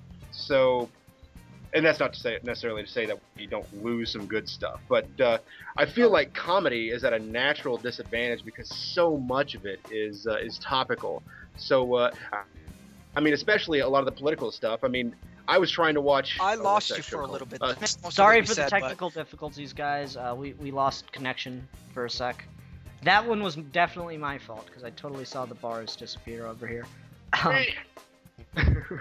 Damn. I only got Where did I cut out? I don't know. You're talking about topicalness, and as long as I could hear you, I'm assuming we got that on record, because this is just recording. Yeah, there was something about topical cream or something you were talking about. Yeah, you apply it to the it was really odd and personal, and we weren't sure why you were getting into it. Yeah, it made me really uncomfortable. I was giving you some rope. Just enough to hang myself with. There's But, nothing funny about topical. No, I'm just kidding. No, you were talking It's about a how Daniel comedy's Tosh at a reference. disadvantage. You were talking about how comedy's at a disadvantage because so much of it is topical. Yeah, since a lot of it's topical, it goes over people's heads, and it's not really rewatchable unless you lived through the time period. I was watching Second City at one point, and the Second City show that was on back in the whatever decade it was, and I forget. Don't want to date That's yourself. a long time ago if you can't even remember the decade, let alone the year. Well, Like, that's the thing. The Second City, that show was canceled before I was even born, so I don't remember what it was. It was either the 70s or the 80s, and I just didn't want to sound stupid for not knowing it. But a lot of it is so topical that it just doesn't make any sense. And then you get to something like Saturday Night Live, which some of it is topical, but a lot of it is just absurd. And I feel like the reason that stand-up comedy is at a disadvantage is everybody wants to talk about that same relation point. They say, oh, well, I'm fat, or I'm a woman, or I'm gay, or I'm black, or I'm small, nerdy, and white. Thank you, Woody Allen. And they have all of these similar relational things. And then you get to guys like Aries Spears that think you're going to relate to him because he can do an impersonation. Whoop-de-doo. Yeah. But he's one of my pet peeves. But I feel like there's a lot of those things that you can watch certain comedians. Do you that never hate really pick Maria up. Bamford? Because she's very much like that. See, Uh, Maria to Bam- to Go ahead. Vince's point, real quick. Here's a joke that I find funny because I kind of know the history of it, but it doesn't work nowadays. What did Spencer Tracy do to prepare for the role of Mr. Hyde? Drank. And that's funny because Spencer Tracy famously was a drunk, but if you don't know who Spencer Tracy is, that doesn't work at all. And I guess that's surprising. That's the most laughs I've ever gotten from that joke because apparently you two have actually read up on Spencer Tracy. I'll Yeah. admit, no, I've not.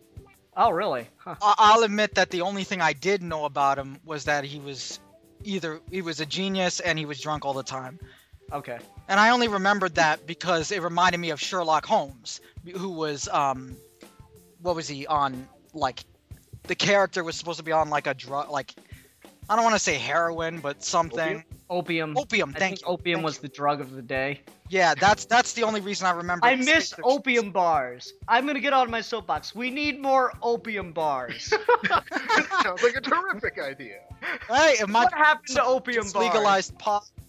Hey, it might be possible they just legalized, and this is important for comedy. This is they just legalized recreational pot in Washington and Colorado, and medical marijuana and medical pot in two other countries or 2 other states. Yeah. So- Oh, someone's using. I don't know what you're talking about. Plausible deniability, except that I have you on record saying exactly what you just. So now just you're to gonna disclose, step- like I think I'm supposed to disclose this, and this might have eluded Alec, but yeah, this conversation is being recorded. Oh shit! Oh shit! For real? Oh, I The gotta FBI go, is dog. listening. I gotta go. I ain't even trying to do this. I ain't even. Beep. No, okay, it doesn't beep, but you get what I'm saying. Yeah. Anyway. I I suppose- totally lost track of what we were talking about, but So here's a thought that follows on that earlier thought that comedians who tend to stand out, who tend to transcend time, will have bits that are highly relatable. People like Bill Cosby, and then you'll have people who have things that they have to say that are just important about the human condition, and those are people like George Carlin. And then you have people who are just so edgy for their time period that their name becomes famous, like Lenny Bruce. But can anybody really tell me a Lenny Bruce joke? No. no, I can't. But I know it got him put in jail. Yeah. Carlin- That actually brings up something that I'd been thinking about this topic. This is the one I've had the most time to prepare for because I've been trying to coordinate with Vince and Alec here for a couple weeks to get this one ready, get this video set up. But Alec, you've talked about philosophy a little bit too, and Vince, I've heard you mention it here and there. But this is probably where I'm gonna lose to you.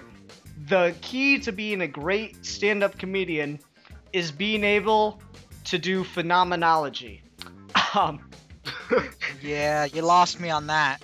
Phenomenology is the study of lived experience, which, when you think about it, that's everything, but let's narrow it down. It's the study of the experiences in day-to-day life that people across the world can relate to, across cultures can relate to.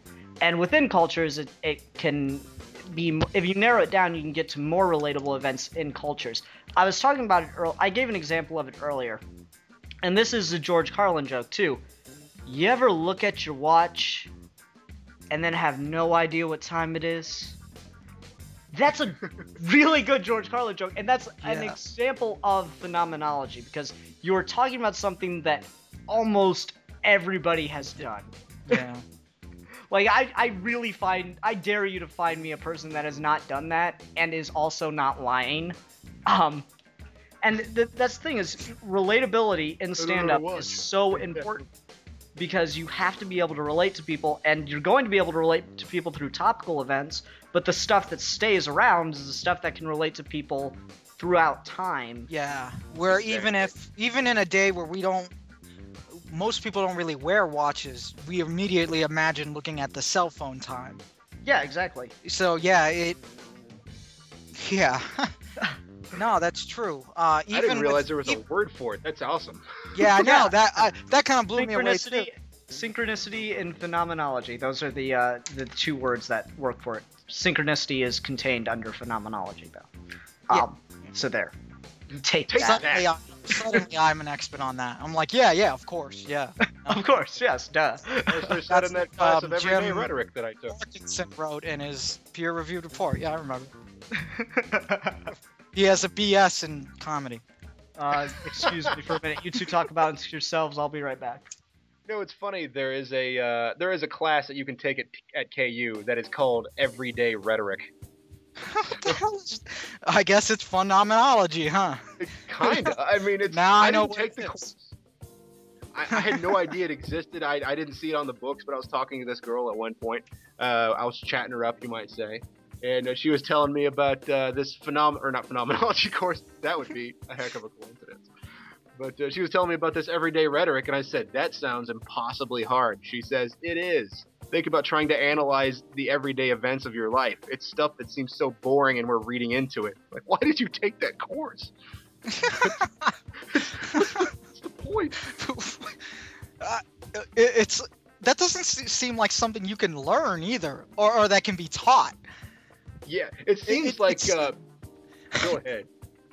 It seems so meta. I'm gonna use a word that I only use when I'm high, but like because my Sorry. vocabulary has just dropped exponentially, basically, and it is dropping exponentially. Sorry about that. I had to grab props from my British friend. Also, I just wanted to say that. You don't get to say things like that enough. That's another thing. Soapbox. You do not get to have... We need more British friends. British people, immigrate to America. Because You're Ian British? said so. What? Wait, who's British? My friend, he just rang the doorbell and is letting Oh, me bring borrow him some on. stuff for a prop. So we need more British friends, because you don't get to say my British friend enough. It's the new black friend, you know?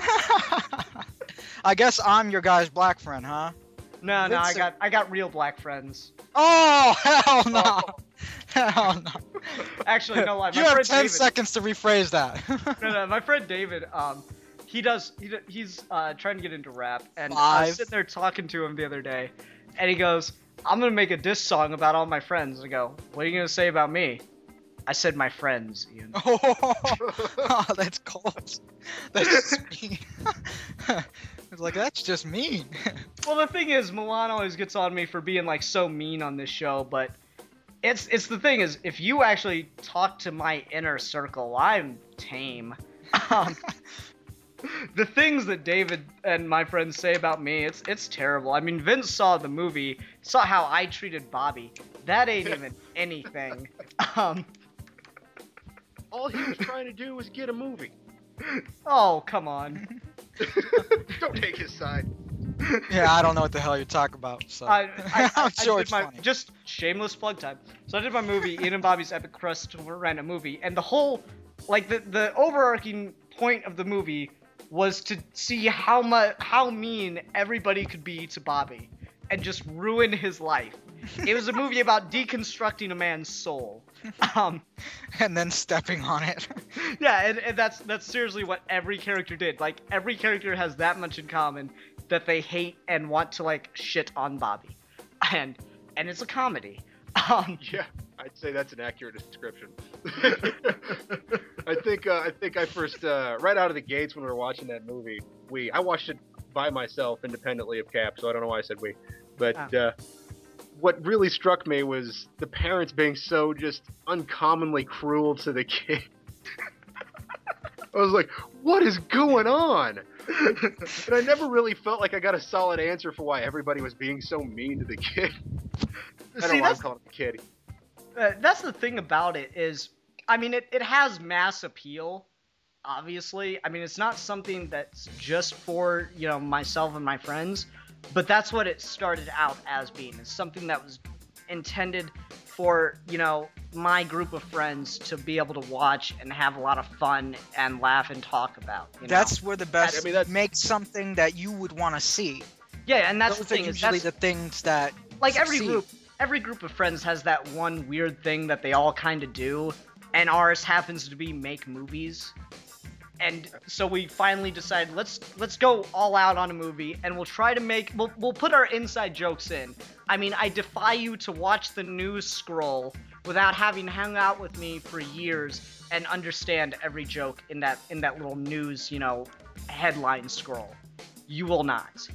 But in any case, there are a lot of inside jokes still, but the movie was still meant to have a lot of mass appeal, and I think I see a lot of movies that do that, where the director has these inside jokes for not only his friends but for his community of fans. Kevin Smith does that a lot, where there are these like continuity jokes in his movies, you know, up until Clerks 2, but you see that happen a lot. Nolan actually does it from time to time. There are little tiny subtle things in a lot of his stuff.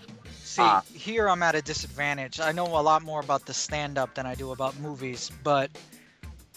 Like, have you seen any Kevin Smith stuff? You know, Clerks, Jay and Silent Bob Strike Back. Oh, yeah. Oh, well then, yes, I've seen all of those. Oh, Okay. yeah, Kevin Smith. He's Silent Bob.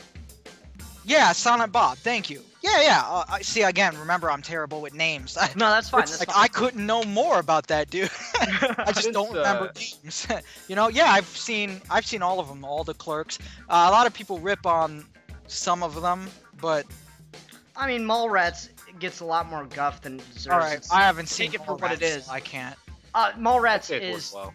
it's his attempt to make, you know, a studio comedy. It's much more mainstream than anything else he's ever done, and it's okay. I mean, it's got some of those, you know, cute gags, and he by far did not abandon his roots, because you get, you know, you get some of those jokes that just only work in Kevin Smith movies, Yes. like stink palming, where Yeah, exactly stick what your I was hand up your ass and then shake someone else's hand. Oh, Like, yeah. find me another movie where where a character will think that's the perfectly logical thing to do. You know, Alec, I would say that it's definitely worth stealing. Oh, okay. Mallrats, yeah. Yeah. If you find it, rent it, you know, download it, something like that. It's Yeah. like the most stolen movie, I think. Oh, wow. I didn't Think know. it has Just good a enough to record. I thought that was because of La Bamba, the director, actually. but not good enough to buy. I want to watch it, but I'm not going to spend money. That's what the internet's for.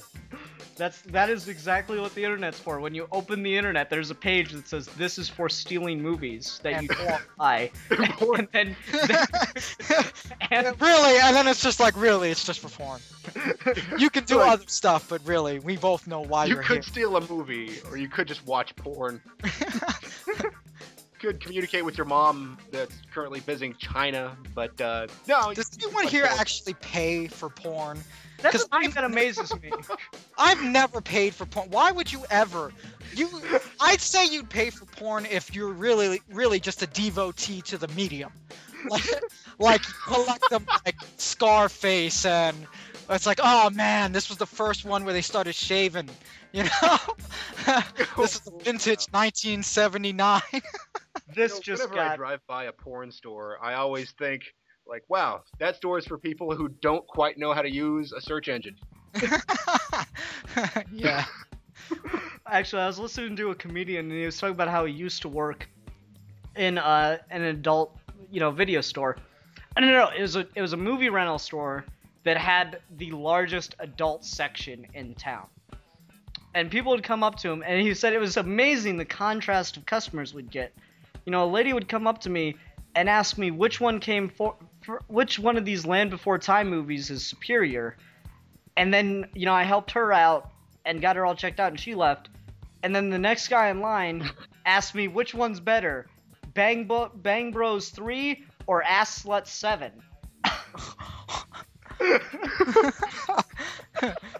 Wow. I was thinking about that. It would kind of suck to work in one of those stores because people would expect you to know about this stuff. So you would have to watch a ridiculous amount of porn. Think about it. Whenever you go to a comic book store, you ask the guy behind the counter, "How's this book?" It's got to be the exact same thing in a porn store. For decades, someone had to have that job. I think maybe I'm recalling this wrong, but I'm pretty sure this is true. I went to the only movie rental place that I'd ever been in that had a porn section was a Family Video. Oh, really? Yeah.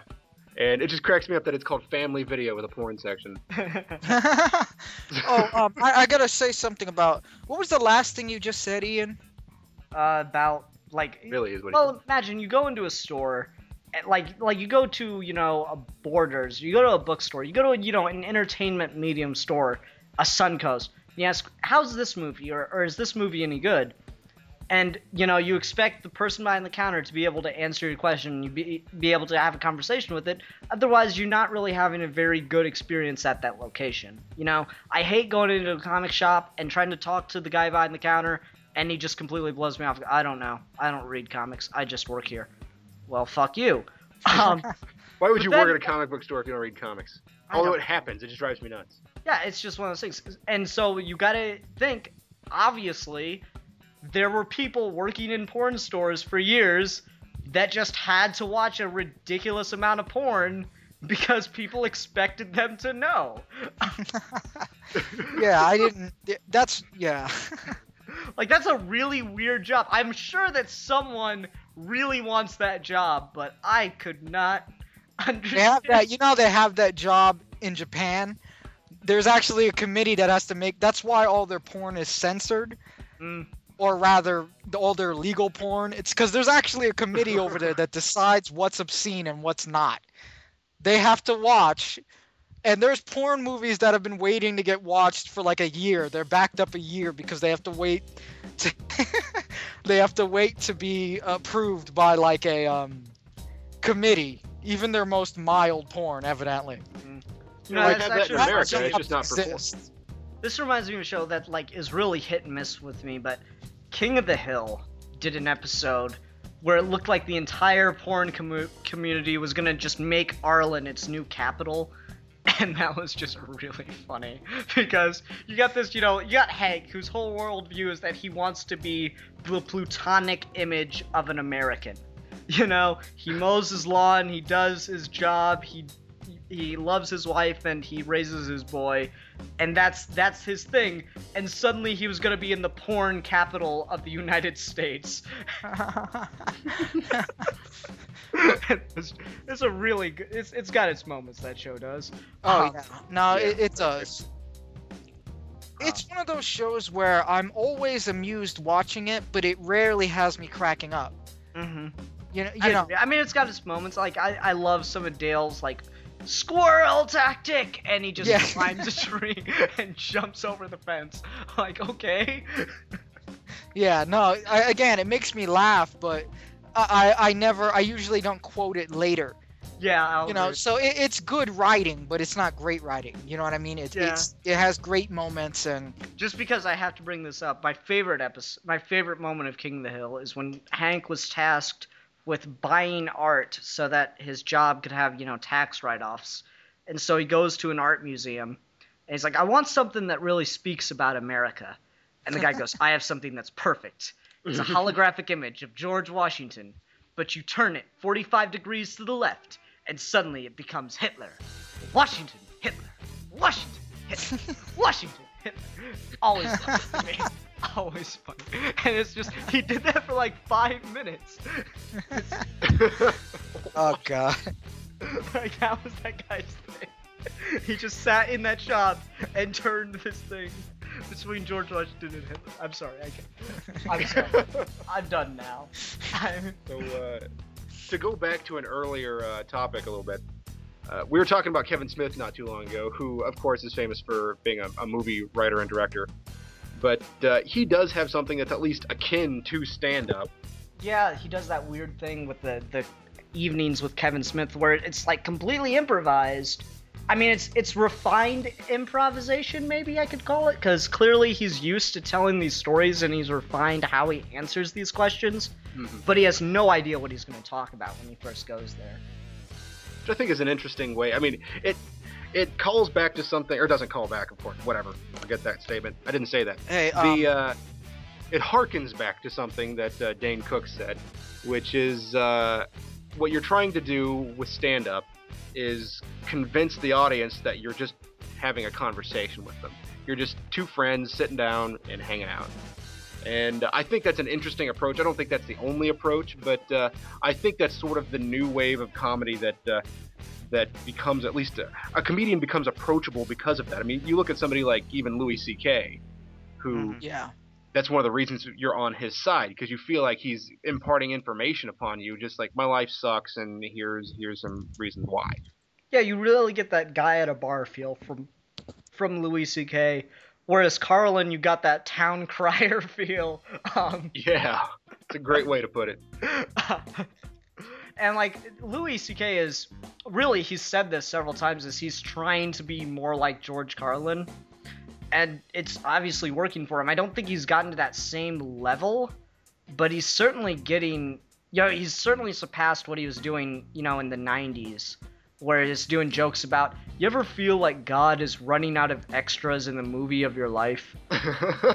Which was funny, but it was like, okay.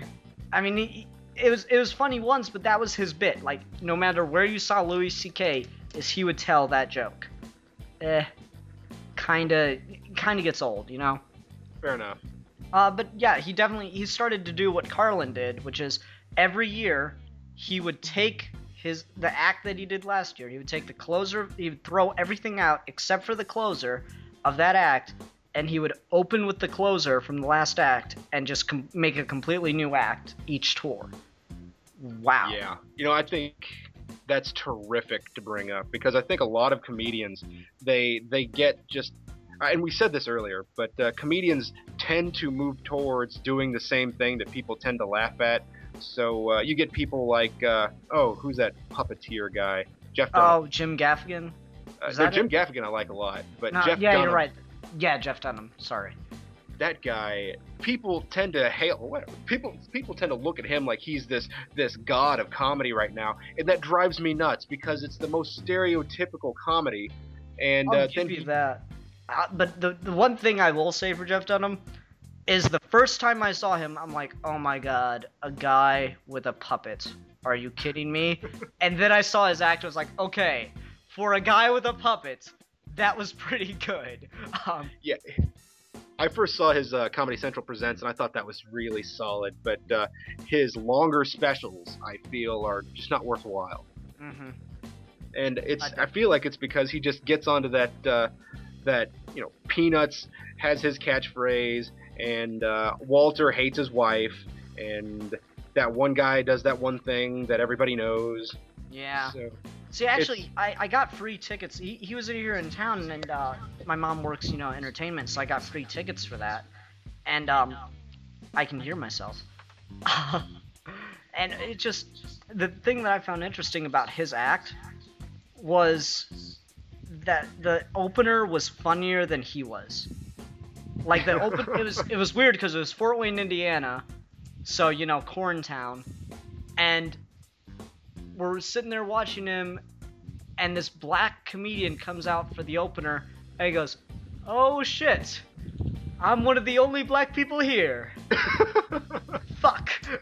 And the thing is, David and I went, my friend David and I, and David's black, I'm, you know, Hispanic, so we're like, we cracked up, because as soon as he said that, we started looking around, and we're like, oh god, he's right. There are so many white people. This just became very uncomfortable. You know, that's an interesting point to bring up, the racial aspect, because we've tackled pretty much everything else, but we haven't really talked about gender or race in comedy. Yeah, I'm gonna, you know, this is a popular opinion, but it's an opinion that's not supposed to be popular. I do not like women stand-up at all. It gets so old so quick. No, I cannot watch more than depends. one. Just anytime I see a woman, female stand-up comedian, it gets old within the first 5 minutes to me. Well, I feel like there is a sort of social sociological stagnation that happens with comedians that have their entire bit is about whatever particular group that they belong to. And when you say that, the two biggest ones that drive me nuts are the woman comedian that everything they say is about being a woman in a man's world, or just being a woman in general, Or about about dealing with a period. Yeah, That's the other thing. I'd like to say something on that, because that's a question I was actually going to ask, because I'm black and Puerto Rican, so I'm in one of those groups, and two of those. I'm in two of those groups, and Wait, no, you only get one. You can only play I one can race. only have You're like Tiger Woods. You have to pick. yeah, There that was a dude, racial now draft. he's a black, like, No, they, there was a racial draft. Which side did you go on? oh yeah, Wait, Dave he's Chappelle. black? I thought he was an adulterer. I thought that was the point. No, oh wait. You ass. No, I'm joking. No, here's the thing.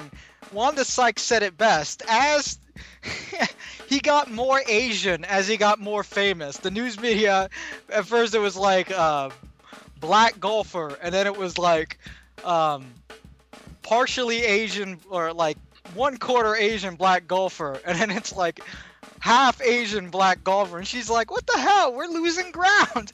And then after he became an adulterer, then it's like black comedian or black golfer Tiger Woods, it's right back to black again the moment he's not the nice guy anymore.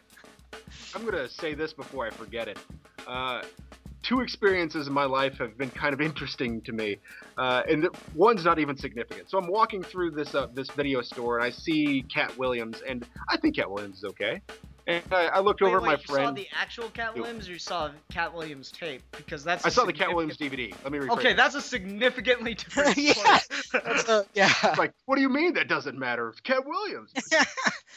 So I've seen Cat Williams, and I've seen Cat Williams DVDs. I've seen his specials on TV, and I think Cat Williams is, he's solid. I feel like he's a fairly decent mixture of clever and the traditional stuff you would expect to hear from somebody who is, well, a little pimp, as he likes to call himself. But it's largely ironic. It's not just about being a pimp and liking those things, because that would be boring. It's about being small and being contrary to what you would expect. So I think Cat Williams is interesting. So I'm walking through this video store, and I look over at my friend who hadn't seen any of it, and I say, you know what, Cat Williams is pretty good. And it hadn't even occurred to me that there's these two black people standing next to me, and their head whipped around like, what'd you just say? Oh my god! And You like them to what? you mean we have a shared experience even though we're not the same color? Yes. And I feel like there is this expectation that there is comedy for one group and comedy for another group, and it's just not exactly true.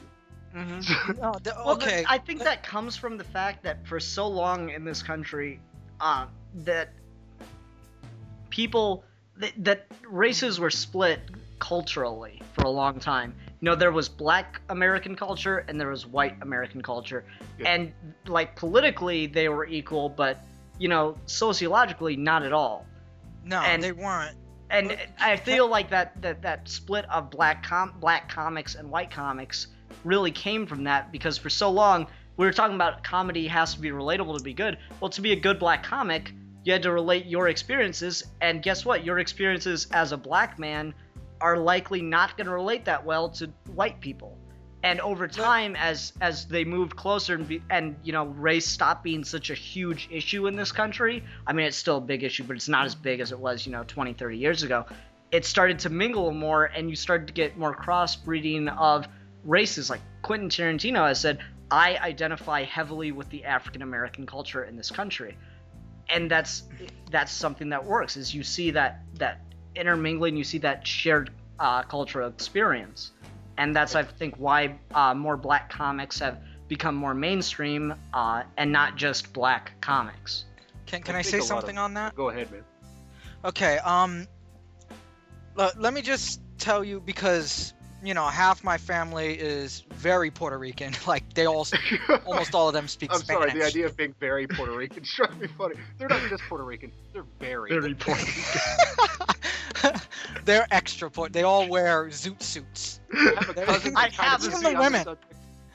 Even the women, all zoot suits. Put on your uniform. It is time to be Puerto Rican. Very Puerto Rican. No, they were the most. No. All right. Back to what I was saying. But the black side of my family, they like my grandpa was like, my grandma's still alive and she's like almost 90. So the biggest I'll tell you from this perspective, from the other side, because I was actually gonna ask how you feel about that. But you've made it clear, and that's interesting because from our side, here's what it is. Have you ever asked how Tyler Perry got so famous and so important? When the majority, what ends up happening is this dynamic. You have the white entertainment at the top, for various sociological and economical reasons. Prejudice was the main one back then. I'm talking about in the past. And you have black comedy. Now, the reason there has to be a black comedy is that it's the white comedy, that is the white establishment, refuses to give the black establishment jobs. Black people, you'd very rarely see them in movies unless they were playing a stereotypical black character. That just says damn But, and shit, and that is whack. Yeah, exactly. Had to- Whereas the had to black do that joke. community, the black community would take a white comedian in the hopes that their thing would get more mainstream. So you had this dynamic where the leverage is that's what it means to be a minority. Well, there are a few white people who call reverse racism and say, well, why do you get a black channel?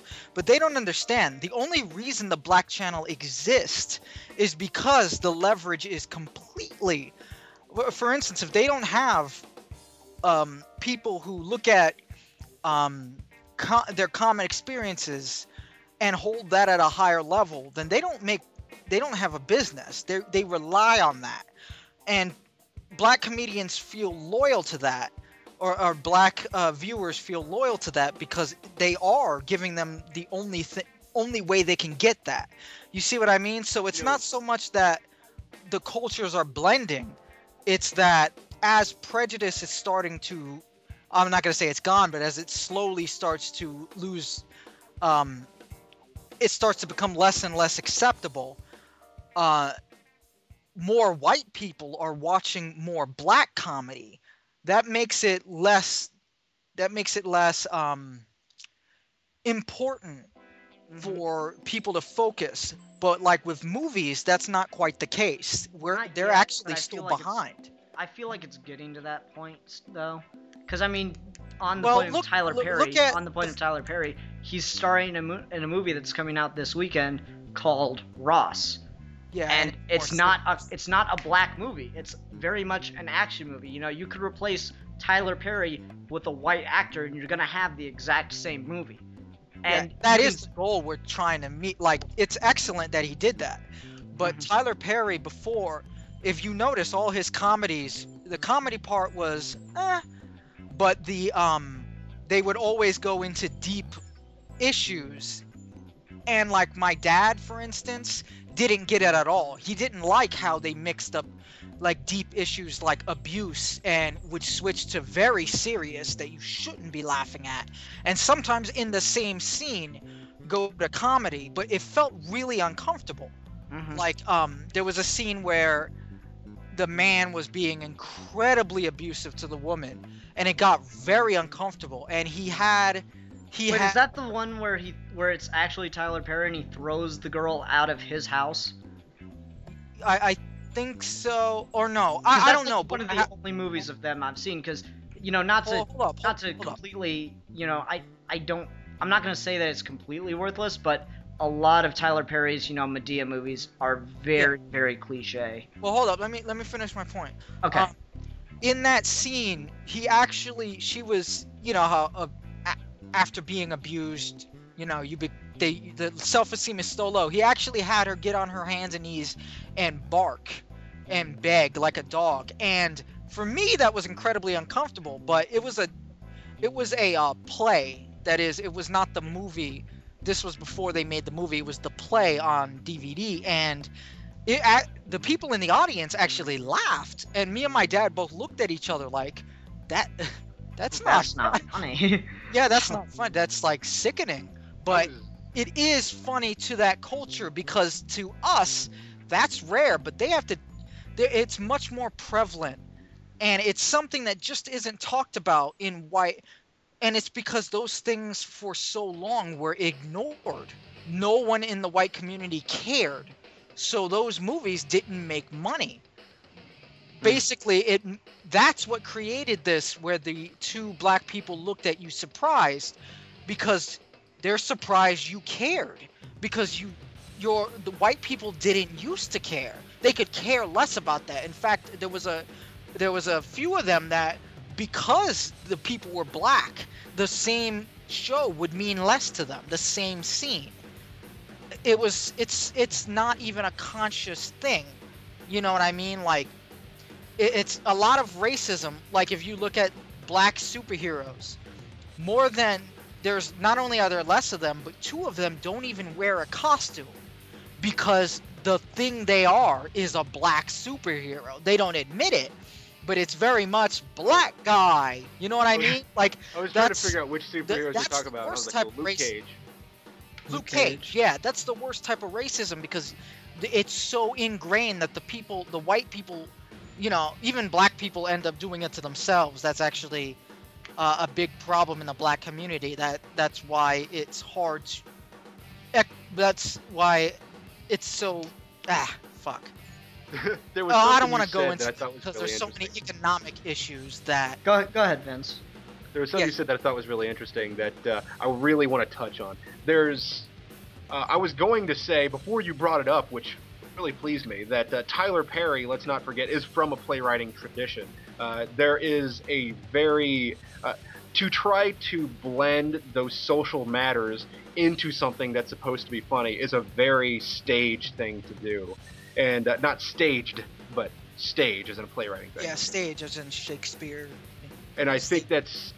And there is a modern tradition that is sort of unfolding in plays at the moment, where things can be dark and funny at the same time.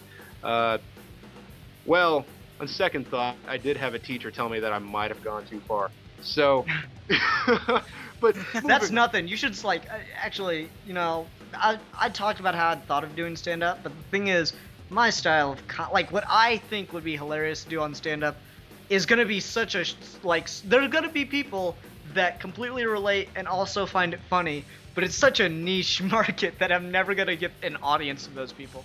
Because I want to do a stand-up act where I come out on stage and in a very adult nightclub, dressed in a clown costume, and I want to whisper into the microphone, "Hi, I'm a clown, and I'm gonna make you guys laugh tonight." And then I want a plant in the audience to be like, "How do you know we're gonna laugh?" And I just want to shout in the angriest voice possible, "Because if you don't, I will fucking murder you." Oh, that's. Give you. I Just- would just get because the that. I mental guess I'm image- that niche market. Yeah, that's just the mental image of a clown on stage yelling to an audience that he will murder them is hilarious to Dudes me. and martinis. For- Oh, that reminds me of. Was it Bill Burr? No, I think it was someone else. He's like talking about dogs and how people are so blasé. Like he was walking down the stairs, and as he got out, a pit bull 2 inches away from him stage just it like it looked like he was gonna rip his face off, and he jumped. And the owner, instead of saying, "Oh, I'm sorry about that, sir," says, "Oh, it's all right. He's fine." And he's like, imagine if you did that with a person. Like you come out of the apartment, and one of your friends is just like, "I will murder you," just for no reason, and you're like, "Oh, he's fine. Don't worry about him. He just needs to sniff your hand first." Like it would be horrifying. Go to jail as an accomplice to an assault. Like, and, it just reminded me of that. It's not Hannibal Buress, is it? That might be him. I don't know. I like Hannibal Buress a lot. Anyway. Man. Hannibal Buress, incidentally, to go back to the former topic, maybe we shouldn't sit here and beat a dead horse, but I feel Actually, like... can I tell another joke? Because I just love this joke. Alright, whatever. Alright. I'm sorry to interrupt your story, but to totally interrupt your story just so I could tell a joke. Did you know that I actually used to be a sadistic necrophile with a penchant for bestiality, but after a while I just realized I was beating a dead horse? It's actually really good. Oh my God. Sorry, okay. Is that Now, one of Vince. yours? No, I read that one up, and I love that joke. I love puns. Puns are awesome. Especially when you can actually manage to make a pun, horrifying. But anyway, Vince, go ahead. I'm sorry. You're talking about beating a dead horse. So let's beat this dead horse a little bit more. And I feel like... see here. I'm not sure exactly as to what I want to say to get to the guts of this to this matter, where people tend to have this relational humor in this one group, and I feel like the reason that I tend to be resistant to it, whether they be the woman, the gay, the black style of comedy, I feel like there's only a certain number of topics that people feel are largely relatable, and therefore they keep telling jokes about those same things, and they become less interesting due to it. Mm-hmm. Like, the cliche one is, what about that airline food? It's not funny Yeah. at all, because that's what you think of when you think of bad comedian. Is a guy on stage in a crappy suit that stopped fitting him 3 years ago talking about airline food. Yeah. Like, I want to see someone deconstruct that. I want to see someone get up on stage and start talking about airline food and then somehow use it as a metaphor for their life. That's a terrific point right there. I think people who tie the phenomenology idea into their own lives, they figure out something about their life that is unique, and then figure out how to make that relatable to other people. I don't know why I keep trying to say relational. That's not a word. It's a new word. It's okay. It's a new word. It is in the pulse of the nation. Everyone will get it. But, Yes. Can I perhaps change the subject with, are we forgetting about movies? Airplane. Very much a black movie. Still a funny movie, and it's from time Wait, I think you're I'm Soul Plane or something. Yes, Soul I don't know Plane. why That was I'm like the thinking of first Soul Plane. movie ever made. No, it's had its moments. It was okay. It was the black version of Airplane. Oh, what? To even put them in the Surely you same can't be sentence serious. is just obscene. I don't know. It's like, how Sorry, yeah, dare you're right. you? Sorry, we were talking about black comedy, and then you talked about a plane and a movie, so my brain went there. I'm sorry. If it doesn't make sense, go into my head, come back out, and tell me it still doesn't make sense. Okay. But like Airplane, but Airplane's an example. I wanna ask you guys why you think this Scary Movie was widely, loved. I think even Scary Movie 2 was well liked, but like Scary Movie 3 and 4 was just crap essentially, even though they were doing more. Scary Movie. The thing about those is Airplane and is much more like Scary Movie 3 and Scary Movie 4, whereas Scary Movie 1 and 2 were very different things. Like Scary Movie 3 and 4 took elements of Scary Movie 1 and 2, but the thing is they stopped doing some of the significant differences, like some things that were significantly different. For example, original characters. What was the guy that Marlon Wayans played in Scary Movie 1 and 2? Oh. I can't remember the character's name, but he was the stoner. And sure, there's that, like, stoner character in horror movies, but he was a significantly different character than any of them. Yeah, he was very much not an independent Yeah, character. he was in not that just a combination, but he was a interpretation of a combination of those. Yeah, he did it his own way. Yeah, Scary Movie 3 and 4, however, completely stopped doing original characters and instead went for parodies of characters from these movies. And that's why they fell apart, is it just became rehashing of the public perception of why these horror movies, or about what's not good about these horror movies. And it just didn't connect as well because we didn't have independent characters that we could latch onto and enjoy the ride with. See, in that case, I'm a little confused on how they can keep making these mistakes because Not Another Teen Movie was great, but superhero movie, it was amusing, but it wasn't that good. I'm going to admit I have an affinity for superhero movie, but not because it's a good movie. Yeah, because of the nerdiness. That's why I said it was amusing. Not even that. It's just a personal moment in my life. I took a date to go. Screw it, I'm going to talk about it. Took a date to go see a superhero movie and got a blowjob afterwards, so it's always going to be one of those movies. All right. I imagine that Fair would enough. make any movie one of the best movies I've ever seen. I mean, you can't. I think I'd be raving about Transformers 2 if I got with a hot chick. Yeah. Don't That judge was that, Transformers man. 2. Stimulating.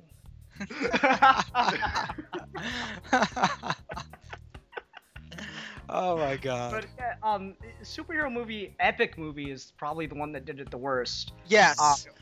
Like I feel said, they just the big problem is that they're constantly searching for the lowest common denominator, and it becomes at some point less about making a movie that's funny and more about making a movie that has really, really recent topical things. So they just do a rush job, shove things out there.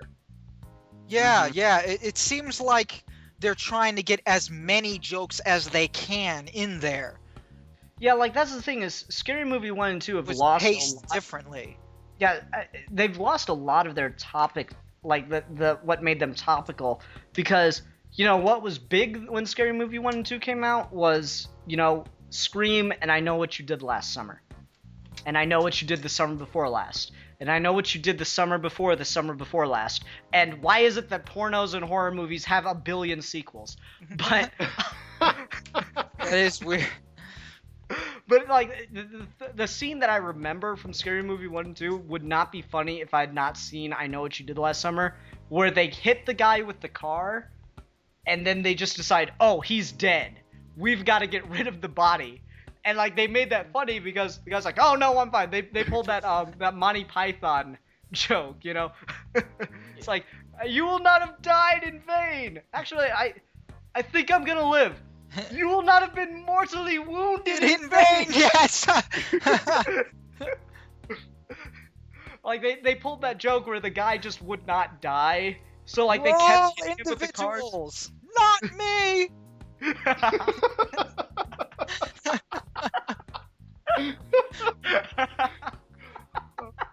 That would please me. I like that one a lot. You're gonna have to talk. I'm too busy laughing. Okay. Credit to you, James, on that one. I thought. I think the reason I remembered that was probably because of him. But So kudos. James is Alex's roommate since no one else can No, hear it. that's not who James. You James. Oh. You James 1980. Oh, I'm high, but you James.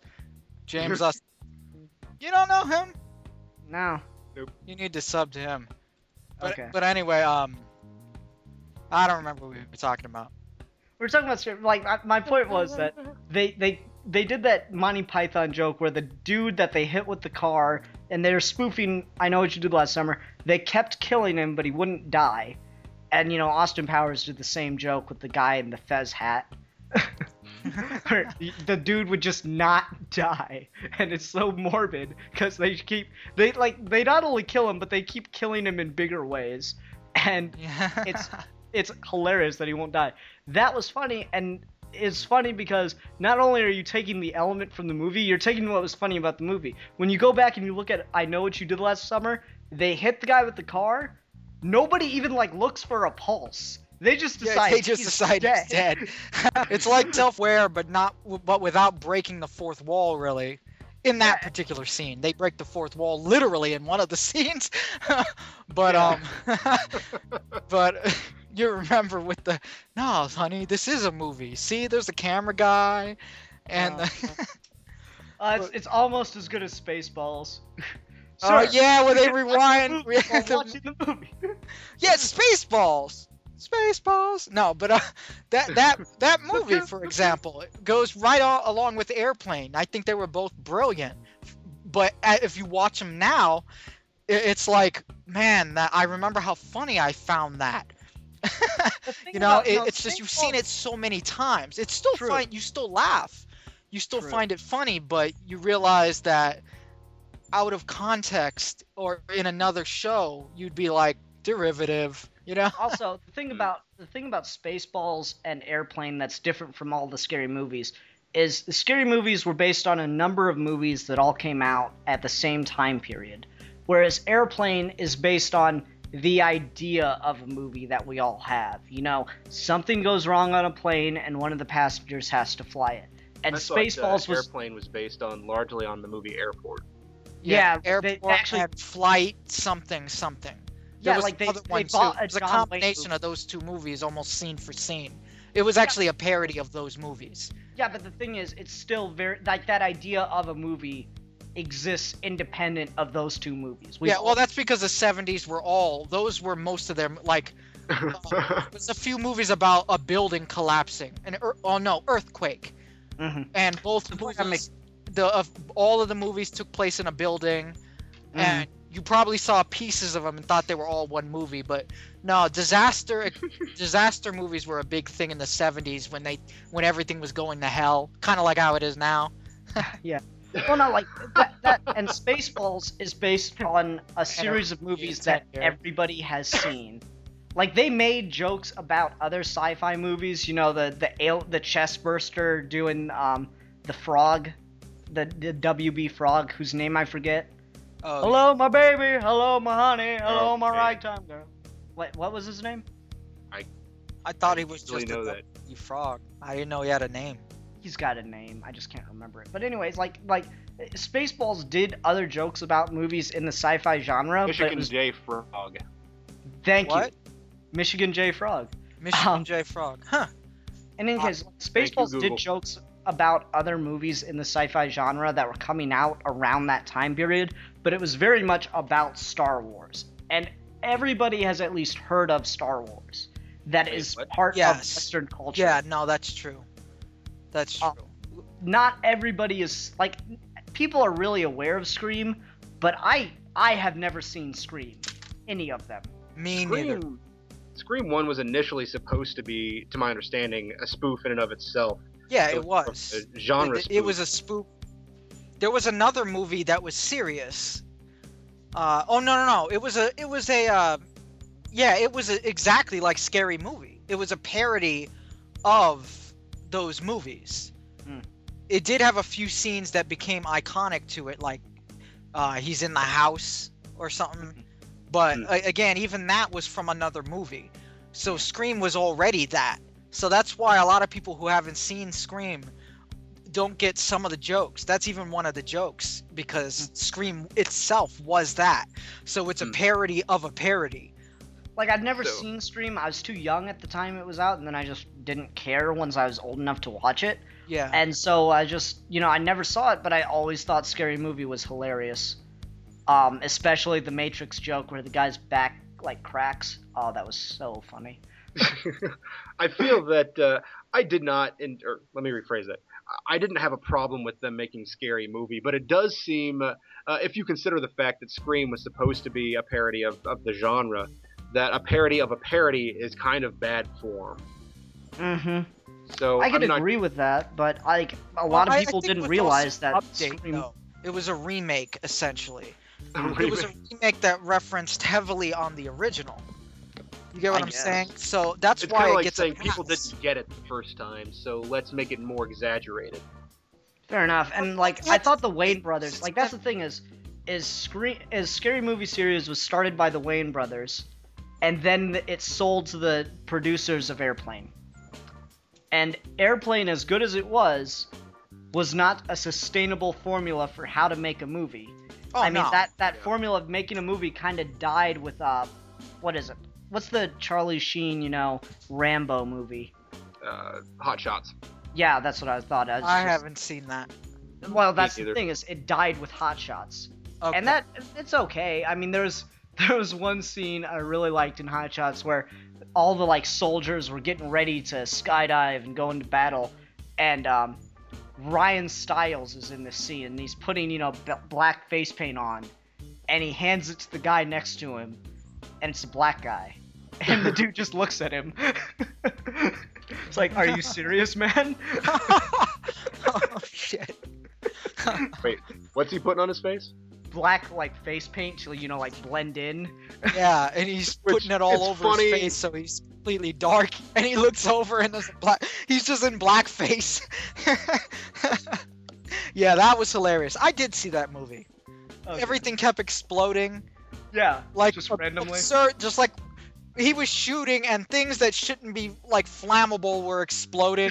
Yeah. Yeah, it was just explosions everywhere. And Saddam Hussein, Terrible like, had a case song of in it. explosions. I don't think I've Saddam seen this Hussein- movie. Hot Shots, yeah. Yeah, Saddam she Hussein was in making it, and he Rambo sang. and Tough Guy or Vietnam movies. It was a combination of those two, making fun of them. The Mhm. ultra masculine, not Rocky because it wasn't about sports, but you know what I mean. The tough 90, like Untouchables, but not a steaming pile of the worst aspects of humanity. Okay. I hate that. No. Okay. No. So anyway, movies. Like, all right. So we've talked about spoof movies, but let's talk about, like, comedies in general then. There was something, if I can bring this up, just to launch this conversation. Eddie Murphy said this about the movie he made called Life. And he said that there's... What is it? Okay, it's coming to me. Here it is. So, the general way of making a comedic movie is to make a collection of skits and string them together into... Or, all the skits are related, and they end up at the end at some point, so there's a conclusion to it. But not many comedies have cohesive stories with character progression and yada yada. So I toss that out there into the wind to see what you guys think. Yeah, there are a lot of movies that are comedies, and those tend to be the romantic comedies that have the skits that happen, and then, like, the story is somehow managing to progress, but it's the side thing that no one really cares about. And that's so annoying, and I'm so sick of that formula. And you get comedies that Well, aren't like basically, that. and I might get in trouble for saying this, but romantic comedies are basically the woman's action movie. The mindless. Well, but seriously, that's the same thing I say with black comedy. Remember, women were not catered to at all at a certain point. It's the same effect. That formula of movies were for women. Regardless, you can tell the difference in a romantic comedy.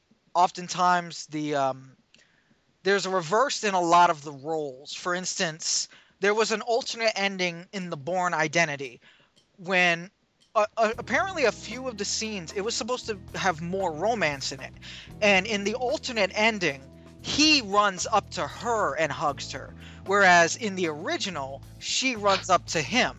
The woman, the one that was with more romance, that was corresponded with the scenes that they took out that had more romance, was a much more romantic feel, a much more lighthearted.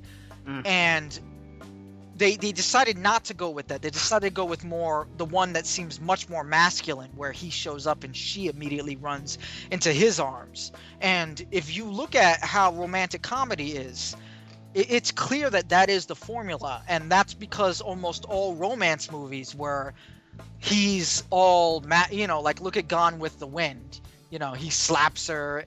He's Frankly, dear, I don't give a damn. Yeah, like exactly. that line. He's Awesome. clearly the dominant one. I can't think of any of the movies, even when the woman's the main character, before maybe the 70s, where she's the dominant one. I don't see that at all. And I would say even maybe to the 80s. This is simply because those types of movies didn't exist. They didn't have one for women. So when there was one, it ended up being you get what I'm saying? It ended up being a niche No, that's a really market. interesting point. I mean, people like to have a certain fantasy indulged in their entertainment. It's that idea of escapism that Yes. if they can't get it in their regular life, they'll get it in their entertainment. And Exactly. and to some extent, people I'm not need going to to say they laugh. don't get it, but I'm just saying that when they look at their entertainment, that they want to have this fantasy that it exists 100% of the time. But the truth is, nobody has control of their life 100% of the time, or dominance. So I feel like, and I say this not necessarily 100% believing it, but to some extent, I think that we get movies like this that are made for people, not necessarily because they need it, but because they think it'll sell to those people. Well, that's what I mean. Well, think about that. Follow that to its logical conclusion. We have that in the white, basically what was the white media before. Now it's the general media. And black comedy and women's comedy and all that is slow to catch up because of that. Because they're surprised about how fast the switch, just as much as some people's grandparents are, about how fast things are integrating. They're forgetting about exponential change. You know what I mean? It's not gradual change, it's exponential change. You know, everything leans left and jerks right, as they say.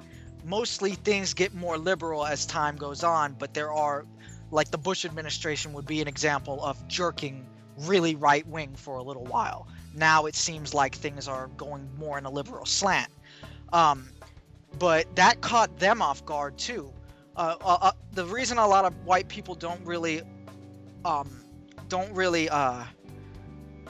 relate with some of the more black, that they can't understand like things like Tyler Perry. And I'm not saying that those things are funny. I'm saying because there's so few, we don't have the natural selection that we do with the main media. You know, just like you're gonna have, you've seen the old Mexican soap operas. That there was no competition because there were so few of them. You know, you get what I'm saying, right? All right, To let a me. certain extent. Oh, go ahead, Ian. Oh no, Vince, go ahead. I've been talking a lot. To a certain You're the extent. guest. Well, thank you.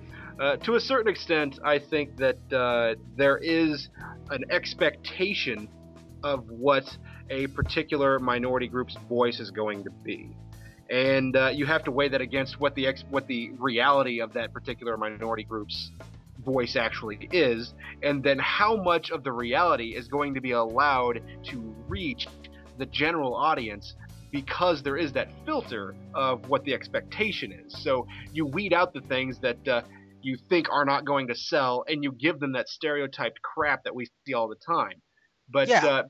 But maybe- again, oftentimes they have no other choice. I mean, yes, it's a vicious circle. If they keep choosing to buy that, then of course that's what's going to be made.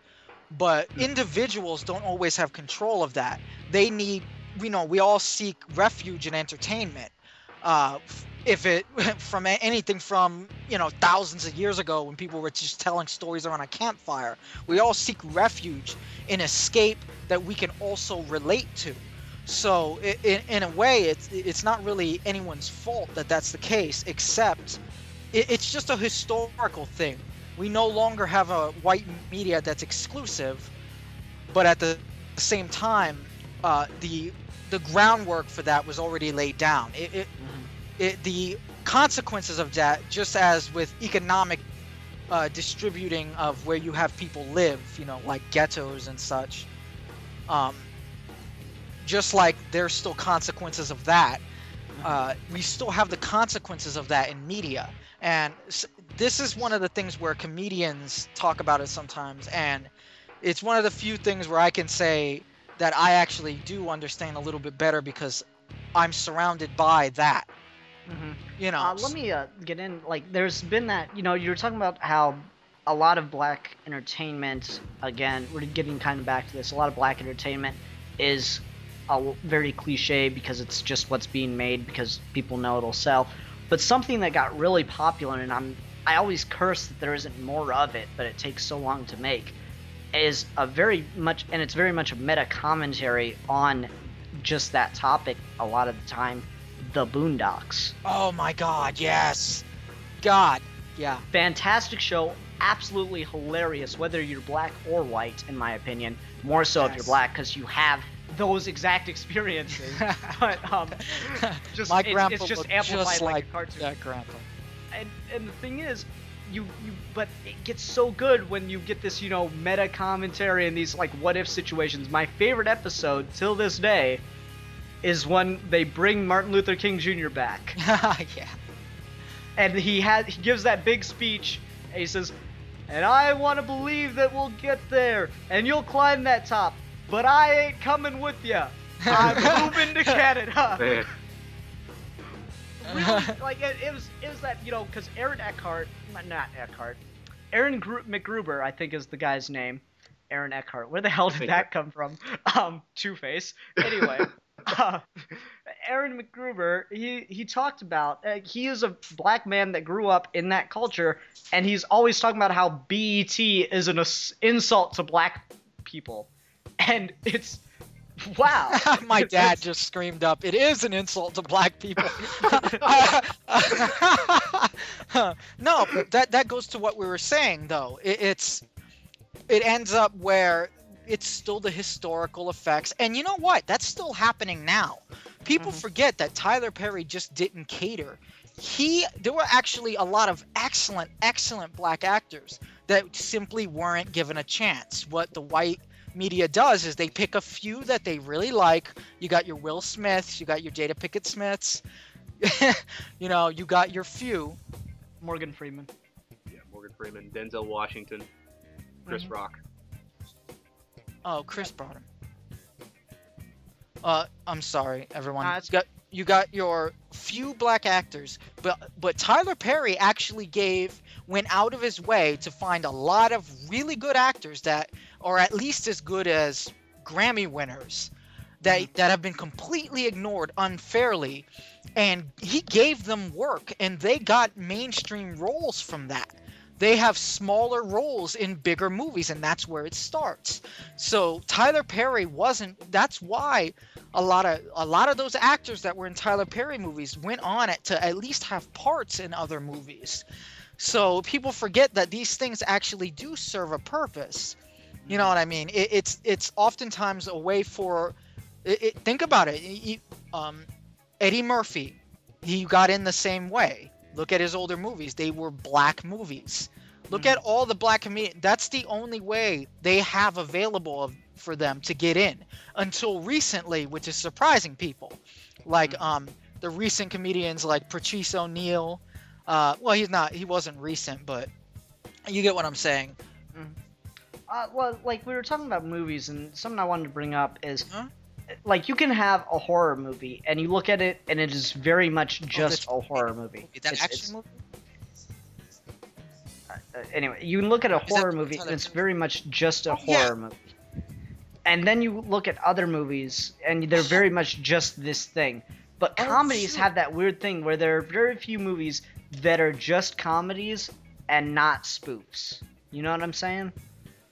Yes. I'm not entirely certain. Well, like can you name? Like, you give me an example.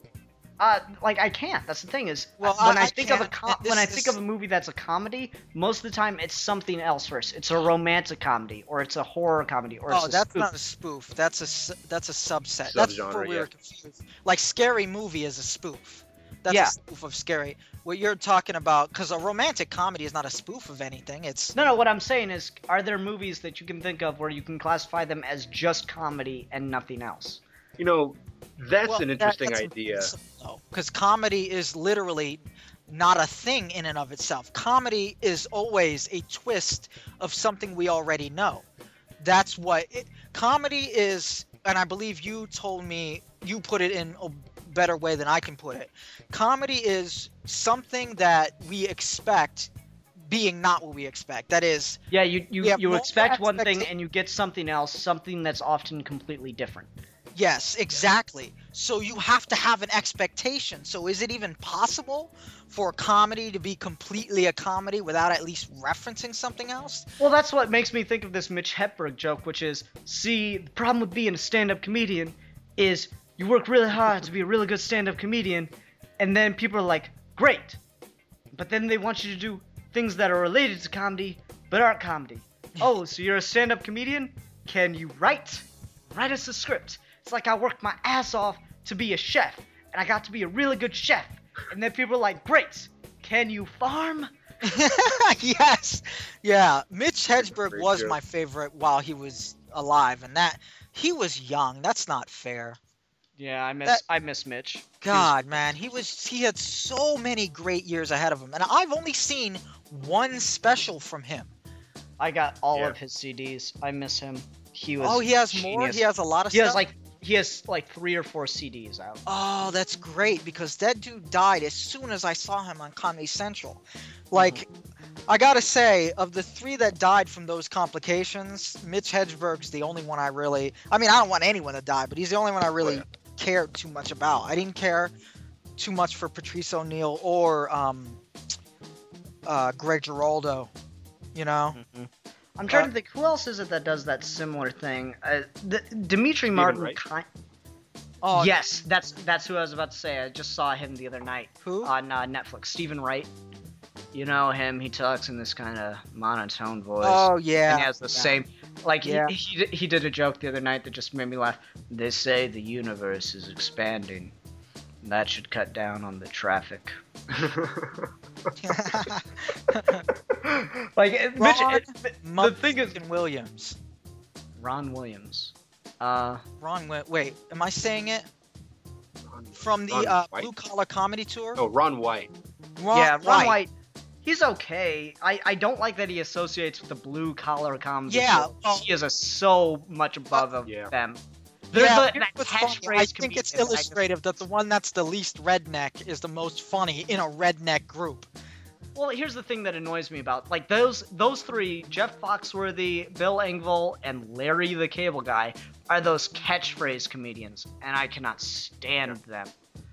Like I watched the like in 2004. It seemed that for the entire summer of 2004, Comedy Central just played the Oh, blue yeah. collar comedy tours Yeah. over and over and over again, and I got so sick of it after the second day. Well, you know why? They had most people. There are ignorant groups in every culture. You know what I mean? It's not just, there are people who are incredibly ghetto, like Shorty from Scream, but the one that it's most okay to pick on because they haven't been picked on in real life right now, until recently they were, the real Americans are the rednecks. That's pretty much the only group of an ignorant subgroup of a culture that you can pick on and Yeah, care I mean, you're about it. starting to get more of that. I think Malcolm in the Middle kind of opened up the floodgates for picking on white trash. Because after If I Malcolm, may ask, What? if I may ask, what part of the United States are you guys in? I'm in Indiana. I'm in North Carolina. Carolina. So I'm in Kansas. So you Oh, guys are not boy. exactly. Yeah. Me when the blue collar comedy thing struck, I was like surrounded by people that were just redneck this and redneck that, and hoo-wee, isn't it boy to be good to be a redneck? And I'm like, oh my god. And at some point, one of my relatives said, we're rednecks, and I said, don't call me a redneck. That is not that is not a word you can use. Yeah, like, don't call me a redneck because I'm not going to celebrate ignorance. It's not. Yeah, exactly. And Well, like, they the thing still is- celebrate that ignorance, which is why it's okay to, you know, there's no bitterness in being a redneck. Well, sometimes there is, but it's usually imagined conspiracy theories. But generally, most rednecks are okay with being rednecks because they weren't oppressed. Mhm. There's nothing thing is, associated with that just twists their stomach. Yeah, the thing is, what really, I think, opened up the floodgates on that was Malcolm in the Middle was the first one to really take on, you know, that white trash family that everyone in the neighborhood just wishes would move. And then then a lot of shows like that started up, like My Name is Earl, and the newest one, which I like a lot, is Raising Hope, because they do Raising Hope really is specific. they do really subtle jokes that I really like. Like, I finally get to figure out how valet driving works. No, that's the thing is that I'm not going to say My Name is Earl is a great show, but it's definitely has its moments. And the thing about My Name is Earl, and especially Raising Hope, is that these people start off in this extremely rednecky version of life, and they progressively move toward being more intelligent. They find things out about life that, whether they have that book learning, that felt dirty to say. So whether they have that book learning or they don't, it doesn't matter because they're learning things about humanity and about how people work. So they're not just sitting in their own ignorance. Mm-hmm. I'd Yeah. agree with that. That, like, Malcolm in the Middle was, it's weird that the first one to do it was the one that I think handled it the best, because at first, like, the big joke was that Malcolm was a genius in a family of idiots. And then suddenly, as the show went on, you find out that each of the children is a genius in their own right. Dewey was a musical genius, Reese was a culinary genius, and Yeah. Francis was amazing at tactician and protest. Protest. Like, they were all just born in the, like, Francis was just born in the wrong time. He would have been a great general in, like, the Revolutionary War. Like, he was just really good at, like, military tactician. Like, he was able to organize people and get people on his side for, you know, standing up against the man, and he was really good at it. You know, it's a skill set that's really, you know, underused. We need more revolutions. I mean, maybe the point of that series is even that there's a flaw in the public education system, or at least maybe like regionally, because you get a lot of extremely rural people or extremely inner city people who just don't have the source, or they just don't have the resources for all that education to come out of like, maybe people have these hidden talents, these hidden abilities that they just don't foster because they don't have the environment to foster those abilities within them. Mm-hmm. I'd agree with that. The other show that I forgot to mention was The Middle, which is completely a ripoff of Malcolm in the Middle, but they're not doing anything interesting with it. They just have Oh, that rip-offs. weird kid that goes, "Whisper." That's messed up. What, have you seen any of it at all? No. I don't get it. Have you seen The Middle? It's a new, like, NBC show or something like that. And it annoys me because it takes place in Fort Wayne, of course. Damn it! I don't get it. It Yeah. also annoys uh, me because it takes place in Kansas. It's a carbon copy of Malcolm in the Middle. Okay, They that take I out get. the interesting parts. Where They that- take out the interesting things of, you know, the genius, and, like, that's the thing about Malcolm in the Middle. It was funny because you got to watch this, like, crazy, you know, white trash family, but then you got these really smart jokes from Malcolm. Because, like, if you actually know the stuff they're talking about and teaching Malcolm, it's completely wrong. It's like it's wrong Yeah. to the point where they had to do research to make sure they were this wrong. yeah. Yeah, no, you're right. And then I always just found that so funny, and I like subtle jokes. I like the jokes like that. Like, The Big Bang Theory does that a lot. Like, Can I go ahead. two things I want to bring up that we can't miss out: Adult Swim cartoons, and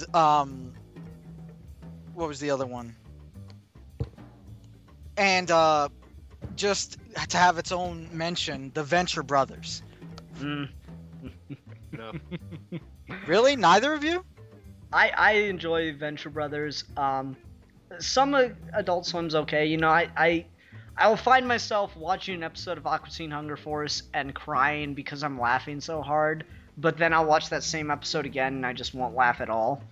It's very much, you have to be in the right mood for a lot of Adult Swim. I do like Venture Brothers a lot because it's it's 10 years later of all those really fun Yes. adventure shows. And it's so, not only is it referential to those shows in the most endearing way, like it's picking on them, but you love it too. Like it makes you want to see them, which is rare in a spoof, because usually in a spoof it just points out how ridiculous it is and you don't want to go watch that because you'll just laugh. Mhm. But when you do it in a way that is it's just able to do it in a way that but it's also very self-referential too, so it's very hard to start somewhere in the Venture middle. Brothers, yeah. You could say But that, if you see it from the mimicry is beginning- the sincerest form of flattery. Yeah, that's true. I mean, it's got its moments. I particularly like Brock, just how incredibly violent he can be, just out of Yeah. nowhere. He'll just start like breathing all heavy, and he just turns into this animal, and that's hilarious because he just murders everybody. In the most vicious way. Like it's Remember like, when it's he was like the he's a Johnson? video game character, you know? You feel like Brock just randomly gets like anytime violence happens, it's like someone just turned on a video game. Yeah, he was like, he answered in a test what he would do to if he had like if there was a guy coming at him and then there was a bear attacking and there was a sniper and he's like, I would throw the gun at the sniper. And he would be an easy target, and the bear would be distracted. And then I would tackle the bear, tackle the alligator, rip off his jaw, and use it as a boomerang to kill the bear. And he's like, the soldier, the person testing him just starts clapping slowly. Oh man, I just love that. That show. I really like the Venture Brothers. The two boys, I always think I'm gonna hate them, especially if the entire show is about them, but I always end up liking them. Like, for some reason, I think that the first moment that they appear on the screen, I'm gonna go, oh god, it's about them. But then they're funny. The one This is as the show gets on. What, it actually starts to get a little horrifying. Yes. Just how unethical he is. Just No, the one that was really funny was when Brock is put out of commission, but he has a phone, and Dean and Dr. Venture also put out of commission. No. Is Hank the blonde one? Hank is the blonde one, yes. Okay, yeah, Hank's the only one that's okay, and he also has a phone. So Brock is talking him through going to rescue them, kind of like Taken 2. And the thing is, he's like, okay, now, the henchman's unconscious, right? Yes. Okay, I want you to put your arm around his neck, pull up, and twist until you feel a click. He goes, that will knock him out more? No, that will kill him. Yeah. He just told a child how to kill a man over the phone. Yeah, while the child has the man in his arms. It wasn't just a general, it was actually instructing him to. It was great. It was like a how-to. It's like tech support for killing a man. Vince, you should do a short where you do tech support for how to kill a man. It'd be awesome. So are you guys on the camp of the South Park sort of anti-Family Guy camp, or do you like Family Guy?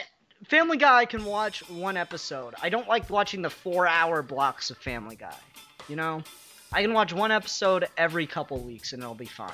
Like, I just watched one last night and I got a couple good laughs out of it, but I could not have imagined wanting to watch another episode after that. South Park I like because it's really clever and it thinks of... The thing I like about South Park is they get perfectly, more than anything else, exactly how kids think. Yes. The perfect example of that is when they get ninja weapons, and suddenly they are ninjas and they have powers. And I love how that just such a clashes rip on with anime. yeah, Oh, I they just were- love how it clashes with reality in that one moment where Kenny throws the ninja star, and then like at Butters, and then it cuts out of that cool anime style, and suddenly it's their regular style, and Butters just has a ninja star in his in his eye, Yeah. and it's just dead quiet for like 30 seconds, and then Butters starts to cry. Commercial break. that was. South Yeah, no, that's completely. It's Cartman exactly is how fucking children. sociopathic. It's exactly how children think, though. That is their world. Just they're stuck in this. Oh, because of this, I can do this, or you know, oh, the whale talked to me. They're just so unquestioning of the world Yeah. around them, and they're so innocent, but they keep doing these horrible things. At the end of that feel episode, the whale is just dead on the moon. Yes, exactly. Exactly. I No feel like music. you managed to hit the nail right on the head, which is the thing that makes South Park good, are the episodes where they're having the children be children. And I'm not really fond of the big movie spoof episodes. I'm not really fond of the big episodes where like Cartman's leading the crowds against Jews and yada yada. Yeah, I agree. Those- It's got it's like that certainly has its place, and it's funny. That's the more topical stuff. Their better episodes are, it can get really big and stuff. Like I prefer their episodes where it's contained completely in the town, but I do enjoy their episodes where it just gets really big. And I'm so sad that we'll never get to see episode 200 and 201 again, where every single celebrity that South Park has ever pissed off comes back. That was so funny. Oh my Yeah. god. Family Guy. There was actually a Killing Joke reference in that too. Anyway, yeah, Really? Family Guy.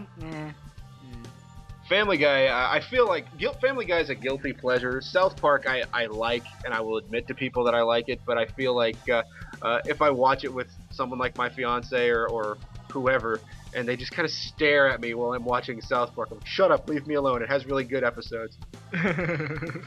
Yeah. I don't And know. Fam- I'll admit to loving Family Guy. I don't care. Like Family Guy, it's okay. It's just they overplay it, and it's not as good as people say it is. You know, it is not revolutionary. It is Saturday Night Live with a plot, because say all they're doing Family is Guy. cutaway sketches. Family Guy is like lowbrow humor made by people with good taste. And Fair enough. so Yeah. they'll have all That's of these the way of jokes. putting it. They'll have all these jokes, thank you, that call out other forms of entertainment for being lowbrow. They're like, how dare you be reality television, or how dare you be who's he, what's it, or whatever. And then they'll have dick and fart jokes throughout the Yes. entire episode. And and then sometimes they'll have references to people who are so just, I don't know. I would say that you have to be either really smart or super indie to get the joke. And Benjamin Disraeli. Do you remember that don't one? even It's know like, who I am. yeah, you don't even Yes. know who I am. That was amazing. But you see what I mean? That they know what they are though. Like that. When I think of funny, that's what comes to mind. One of that joke. Anytime I hear a obscure reference, I imagine that person saying that to me. You know, You don't even know who I am. like when I find out who they Oh, I'll are. do that now. Thanks, Alec. I appreciate it. Vince's life will never be the same because that's all he's gonna be able to do. You're gonna be like Ron Williams. You don't even know. who I am. Oh god. Okay. All right. Is there anything else that we want to bring up? Because we're going on almost 3 hours now. Shit. Awesome. I love long episodes. It's a podcast kind of show. We're good. We are cast our pods. Okay. Cool. This was great to come on with. I love talking about stand-up comedy, and I like as much as we covered in comedy as a whole. I don't even think we scratched the surface. Oh no, we didn't even touch on the internet comedy. Oh, God. Oh yeah. And another video for another time because I got to go to Michigan now. Yes. Thanks for coming on, guys. Oh man, glad to this- be here, man. This episode will be posted soon. I'm working on getting a theme song, so I want to post this with my theme song. So I gotta wait till that happens. But in any case, thanks for watching, everybody. We're here to Geeky Gentlemen, and we'll be discussing.